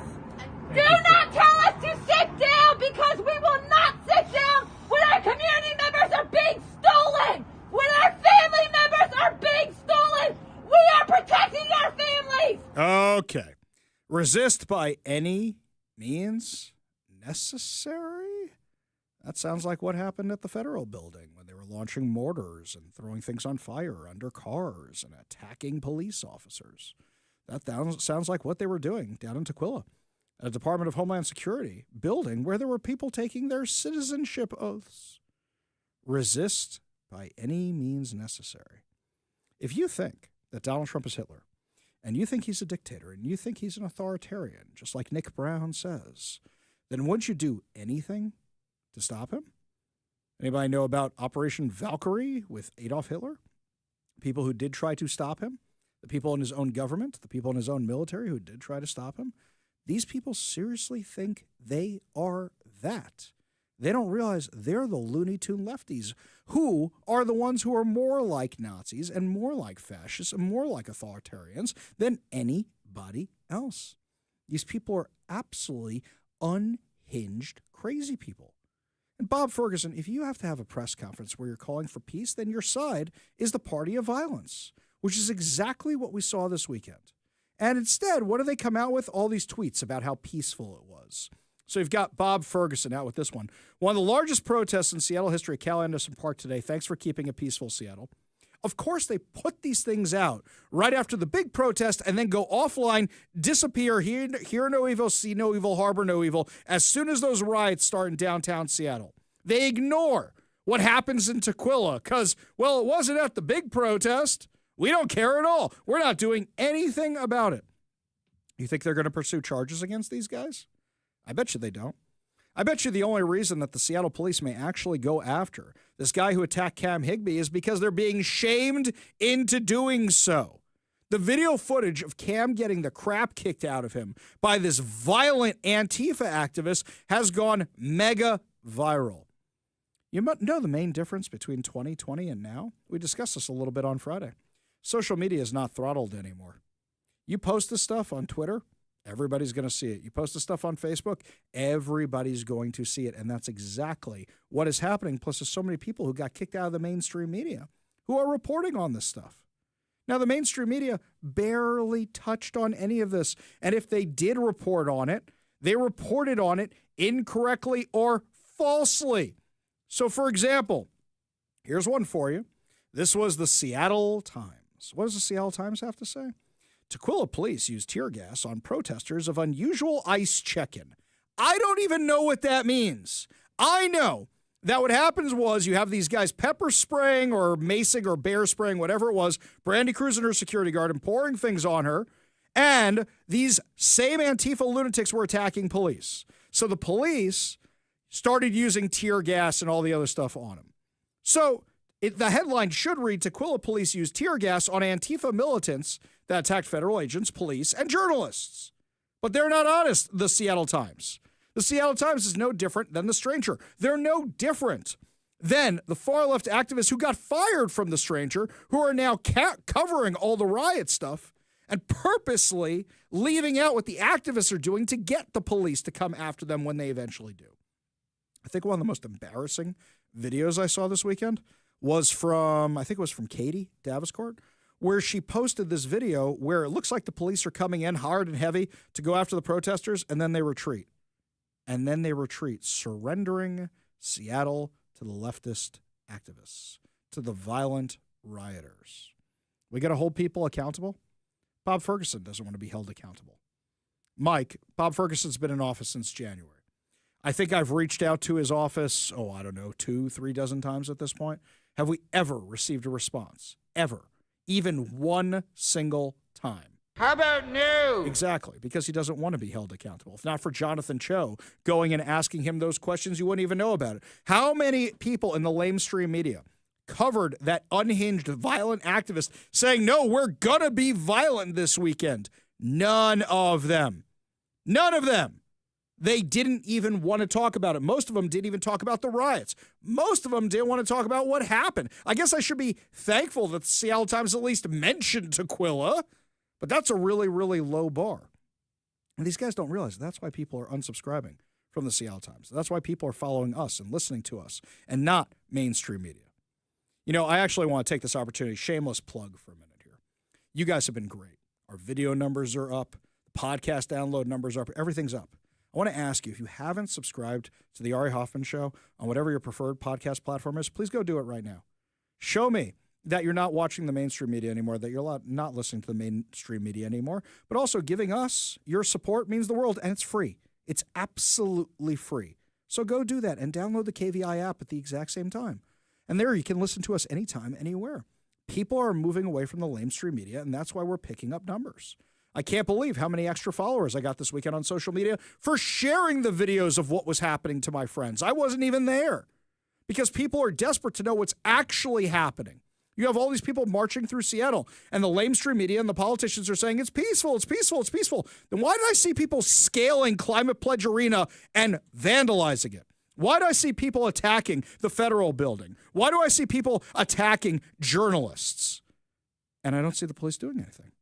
I don't see any arrests being made. I don't see any charges being filed. I see that our city and state have been surrendered to the activists. If there was an autonomous zone formed today, and I'm shocked there wasn't over the weekend in Capitol Hill, because you know what? They had every opportunity. Every single opportunity. I think it's only a matter of time at this point. I don't think Bruce Harrell will do anything about it. Have you seen Bruce Harrell anywhere? That guy's been MIA all weekend. I think he did appear to give one speech where he's yelling and screaming about God knows what, and then he vanished. He disappeared. That guy definitely doesn't want to be held accountable. I don't think anybody's going to fix this. And then I have a question for you. So right now there's a doxing law in Washington. The doxing law in Washington says you can't reveal somebody's personal information. This thing needs to be challenged in court because does personal information mean the stuff a person posts on social media hoping it gets shared?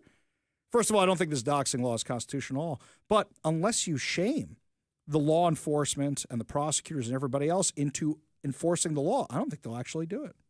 This guy who beat the hell out of Cam Higbee, I don't think the Seattle Police Department would be investigating this or doing anything about it, if not for the media firestorm that came down on them after that video went uber viral. You know, people reached out to me with leads. Hey, I think it's this guy. I think it's this guy. I think it's this guy. I think they eventually helped Katie Daviscourt figure out who this guy was. That's the power of the internet these days. But without citizen journalists, none of it would have happened because the mainstream media didn't cover any of it. Any of it. It was independent journalists who covered all of this. The mainstream media in this state is dead. Absolutely dead. It's not much better off in the rest of the country. If not for the independent journalists, you wouldn't even know this stuff is going on. It's insane to me that this is the point we have where journalists can get assaulted. By the way, I think Cam Higbee has a case against the city. I really do. I think he's got a case against the city because the police officers were standing right there and they were saying, we're not going to do anything unless stores start getting looted. So the federal building getting attacked, no problem. Journalists getting attacked, no problem. Cars having things on fire thrown under them on a Saturday night in downtown Seattle, not going to do anything about that. Intersections being taken over, not going to do anything about that. Just if the stores start getting looted, that's your line.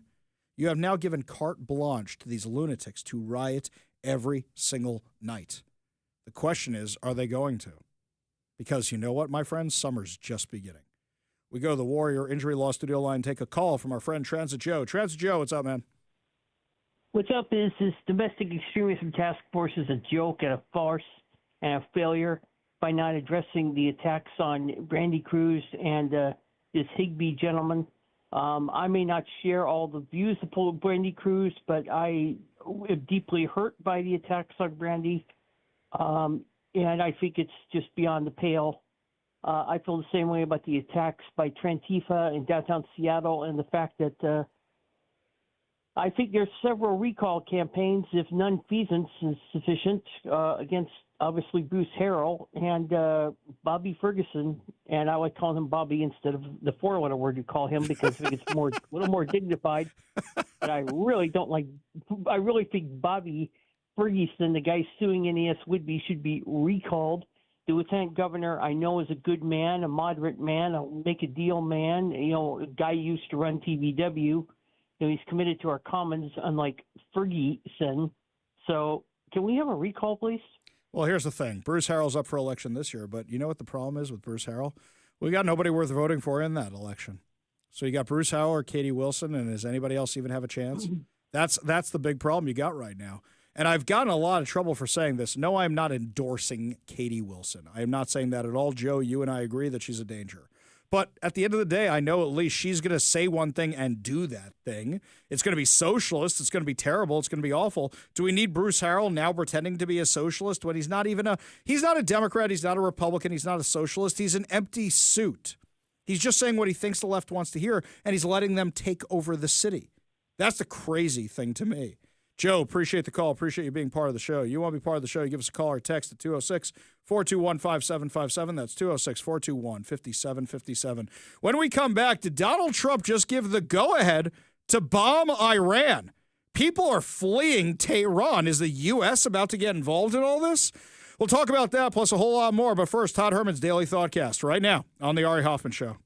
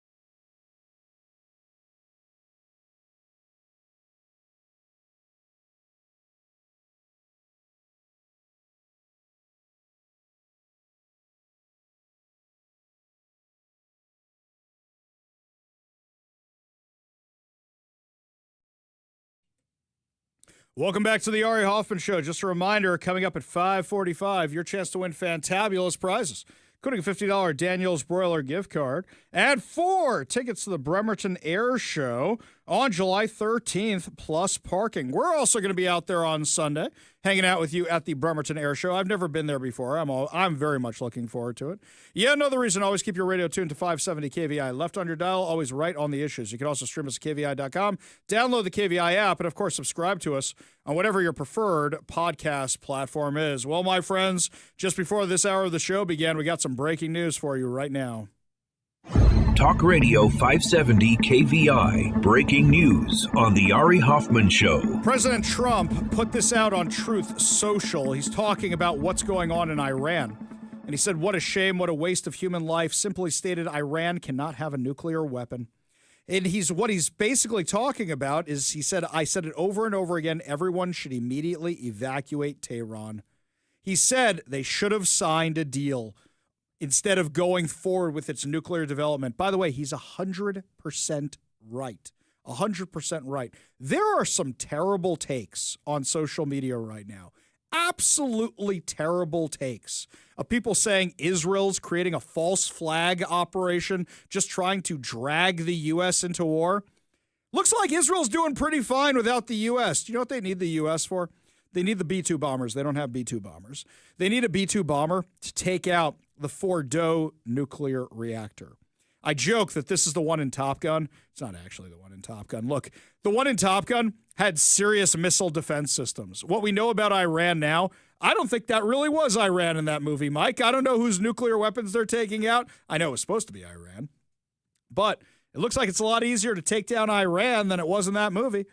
So Israel has already eliminated all of their missile defenses. Now, they're still working on getting rid of all the ballistic missiles that they're shooting at Israel.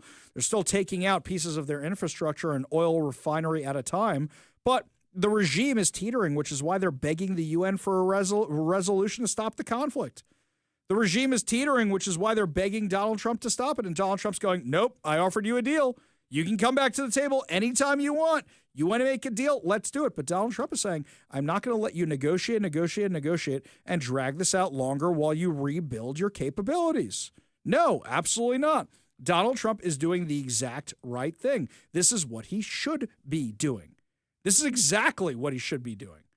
Now, meanwhile, from there, Israel's activated a new aerial defense system dubbed the Barak Magen, meaning lightning shield, for the first time Sunday night, saying it intercepted and destroyed multiple missiles. Do you know how much worse this would be if Israel didn't have its missile defense technology?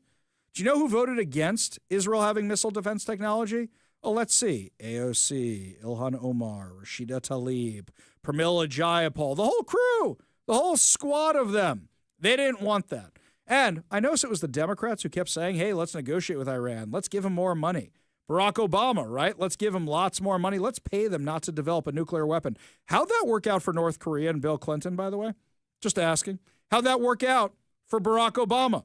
The region became so unstable that everybody rushed to do the Abraham Accords. Everybody rushed to do the Abraham Accords because they said it's better to make peace with Israel and do business with Israel than be at war with Israel, and we need somebody to be the defender against Iran, and that will be Israel. Israel's managed to take out most of Iran's defenses in 4 days.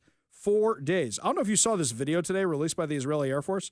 Apparently they bombed some of the airplanes that are part of Iran's Air Force. Do you know what's on the ground there? F-14 Tomcats. I think the reason that they're running it on loop on all the TV news stations is because it looks like the scene in Top Gun. So you're not even kidding. There are F-14s on the ground. Mike, when did they stop using those things? 10, 15 years ago? I remember it was a big deal at the time, but they've been retired for a while now. But that's what Iran is using, old technology. So President Donald Trump also left the G7 summit Monday because of what's going on between Israel and Iran. Also, flight trackers show a whole bunch of tankers heading towards Europe, which means they're likely heading towards the Middle East. The Nimitz carrier group is heading towards the Middle East. Does this mean the U.S. is about to get involved? Does this mean the U.S. is about to help defend against the missile attacks? What does this actually mean? Iran falling, the regime falling is good. The question is what's going to happen afterwards. I got an email from somebody last night that said, Ari, do you think we should start airdropping weapons to the Iranians so they can rise up against the Ayatollah? I go, I think we tried that one time. It was called Iran-Contra. I don't think we should do that again. Let's not go down that road. And also, you don't know what you're enabling afterwards. I'm not saying keep the Ayatollah. I actually think this is the best game of 4D chess ever. Remember what the news was reporting last week? The news was saying, yeah, President Trump has promised. He told Israel not to take out the Ayatollah, right? And then I just imagine the Ayatollah walking down the street going, I'm invincible, right? Like the guy in the GoldenEye movie, I'm invincible. And then Israel drops a bomb on the Ayatollah. The 4D chess that's going on here. Donald Trump is saying, if you want to make a deal, then let's make a deal. We can do this. But on the flip side of that, if you guys want to keep pursuing nuclear weapons, which you've threatened to use on America, which you've threatened to use in Israel, why should we let you do that?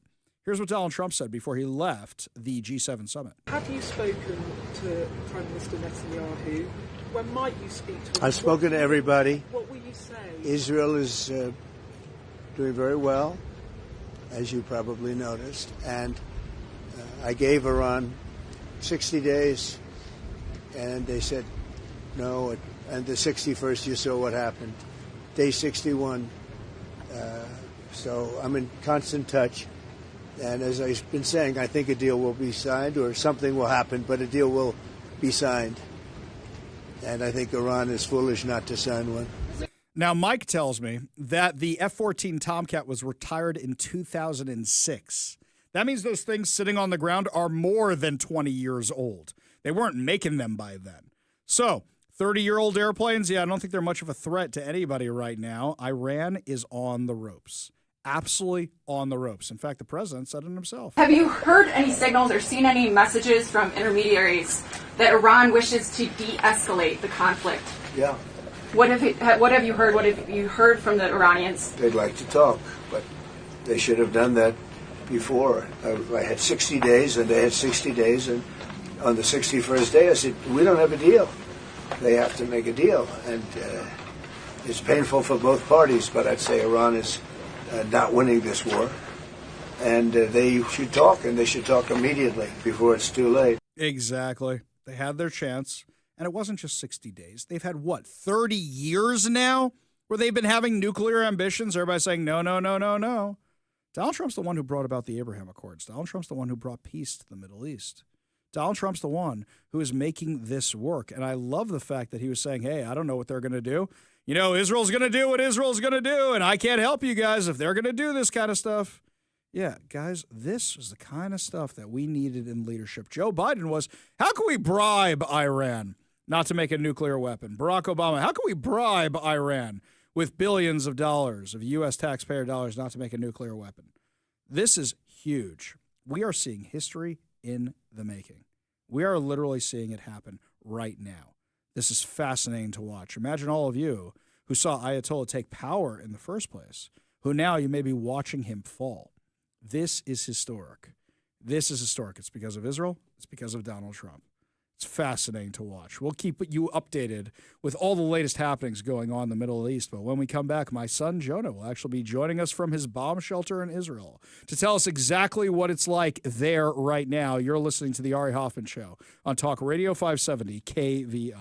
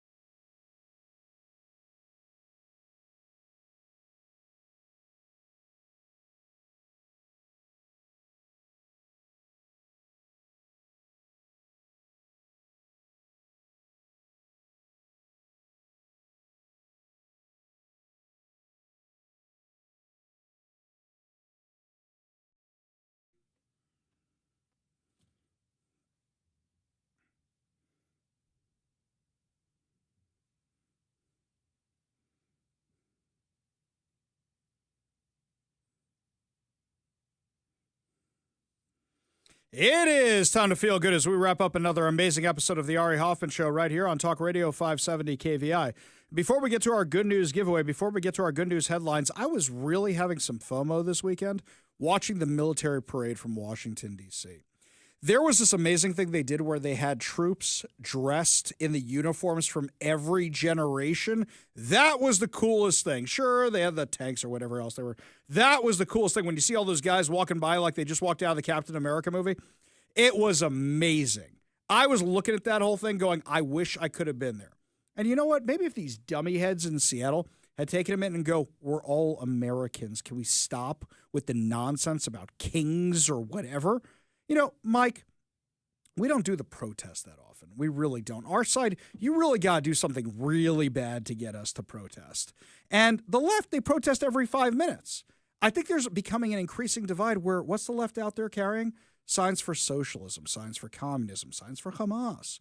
The American flags they're taking out there just because they're tired of getting hit for carrying the Mexican flags and not carrying the American flags. We've never really said. Usually they're lighting them on fire.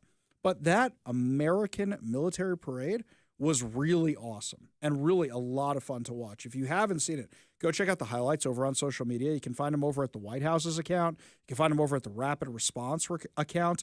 It looked incredible. It looked awesome. Looked like something I would really love going to. And who here doesn't love the Bremerton Air Show, which we're going to give away tickets for? Oh, yeah. Who here doesn't love Seafair? Who here doesn't love when they used to open up JBLM for that giant air show and hundreds of thousands of people would flood in for it? We should get to see the things we paid for, don't you think? Looked pretty awesome. Looked pretty incredible. Well, you know, Ari and I know it's the good news segment, so I'm going to be very careful. I'm just going to dip my toe in and then pop it right back out right away. It's I saw a number of posts on social media talking about the very thing we're talking about now. It's like how cool that we have this celebration, this parade of the birthday of the Army, and all it is people comparing with like the protests. Yeah. And it's all about the protests. And there was more overwhelming coverage of the protest. Like I couldn't turn on my TV and get away from protests. I couldn't find the parade on TV. I had to go looking for it on social media. Yeah. Yeah, I found it online, which that should be on every channel. So I saw the Golden Knights jumping out of the airplane, the guys who are they do the parachute in-air demonstration stuff for the Army. Yep. They're always at Seafair. I saw this stuff, and it was incredible. Incredible. But I think we got a real problem. I think we have people who don't love our country anymore. Instead, what they love, the cause. They love whatever cause it is. And really, I wish we could have been there. I really wish we could have been there. That's why I'm looking forward to going to the Bremerton Air Show. I think it'll be a lot of fun. I've never been there before. So, little piece of fun there. Yeah, it was annoying that you had to go searching for the coverage of the parade because it did look pretty awesome. Meanwhile, Guinness Book of World Records. Apparently, according to Como News, soccer fans in Seattle have set a new Guinness Book of World Records for the largest soccer lesson ever held, making the start of the FIFA Club World Cup in the city. More than 1,000 fans gathered at Pier 62 to participate in the 30-minute lesson, which included former players and coaches from the Seattle Reign and the Sounders. So that's really nice, really sweet. And I hope there's more Guinness Book of World Records to be made. It's nice that everybody's getting into the soccer craze. But you know who loves soccer? Sorry to make it the good news political again. Antifa loves that soccer. They do. They're always at the soccer games holding their Antifa flags and everything else. How many of these lunatics do you think are going to come to Seattle? And is Seattle going to do anything about it this time? No, there are always at those games. If you turn on the games, you will see their stupid flags in the background. They love that stuff. Well, the Venn diagram between Antifa and soccer goers chanting. Yes. They all like a good ole, ole, your goal needs a latte. I get it. Oh, crazy stuff. Before I forget, your chance to win fantabulous prizes. Today, we are giving away a $50 Daniel's Broiler gift card. Daniel's Broiler has been a Seattle favorite since 1980. Features USDA prime steak and other specialties, including chicken and fresh seafood, as well as a selection of high-end spirits, wine, and cocktails. Daniel's Broiler is open now in Bellevue, downtown Seattle, Leschi, and South Lake Union with dine-in, takeout, and delivery. Check out danielsbroiler.com to reserve a table, place your takeout, delivery order, and more. We're also giving away a copy of 7 Steps to a Successful Retirement by Brian Evans of Madrona Financial and CPAs. Learn how to design your retirement to support your quality of life for 30-plus years from Brian Evans of Madrona Financial and CPAs. A local company working to help you grow deep financial roots so future financial storms don't blow your life savings away. Visit MadronaFinancial.com for more information and discover how you can create a rooted wealth plan today. Last but certainly not least, we are giving away 4 tickets to the Bremerton Air Show at the Bremerton Airport on July 13th. Join KVI at the Bremerton Air Show on Sunday, July 13th, 2025. Running both July 12th and 13th. We'll only be there out on the 13th, I believe. The Bremerton Air Show is back for another year of modern military aircraft, classic planes, and world-class performers. This year's theme is Mustang Mania, featuring the largest gathering of P-51 Mustangs in the Pacific Northwest. Get tickets and learn more at bremertonairshow.com. All you have to do in order to win these fantabulous prizes is be caller number 10 at 206-421-5757. That's 206-421-5757. Caller number 10 will win a $50 Daniels Broiler gift card, a copy of 7 Steps to a Successful Retirement by Brian Evans and Madrona Financial and CPAs, and 4 tickets to the Bremerton Air Show at the Bremerton Airport on July 13th, plus free parking, my friends. Phone lines are open now. Give Mike a call for your chance to win at 206-421-5757. That's 206-421-5757. And I'm really excited because I've never been to the Bremerton Air Show before, but this year I get to go. Well, my friends, that's going to do it for us today. Fear not, we'll be back tomorrow with more insane stories, more exciting guests, and, of course, more giveaways. You've been listening to The Ari Hoffman Show on Talk Radio 570 KVI.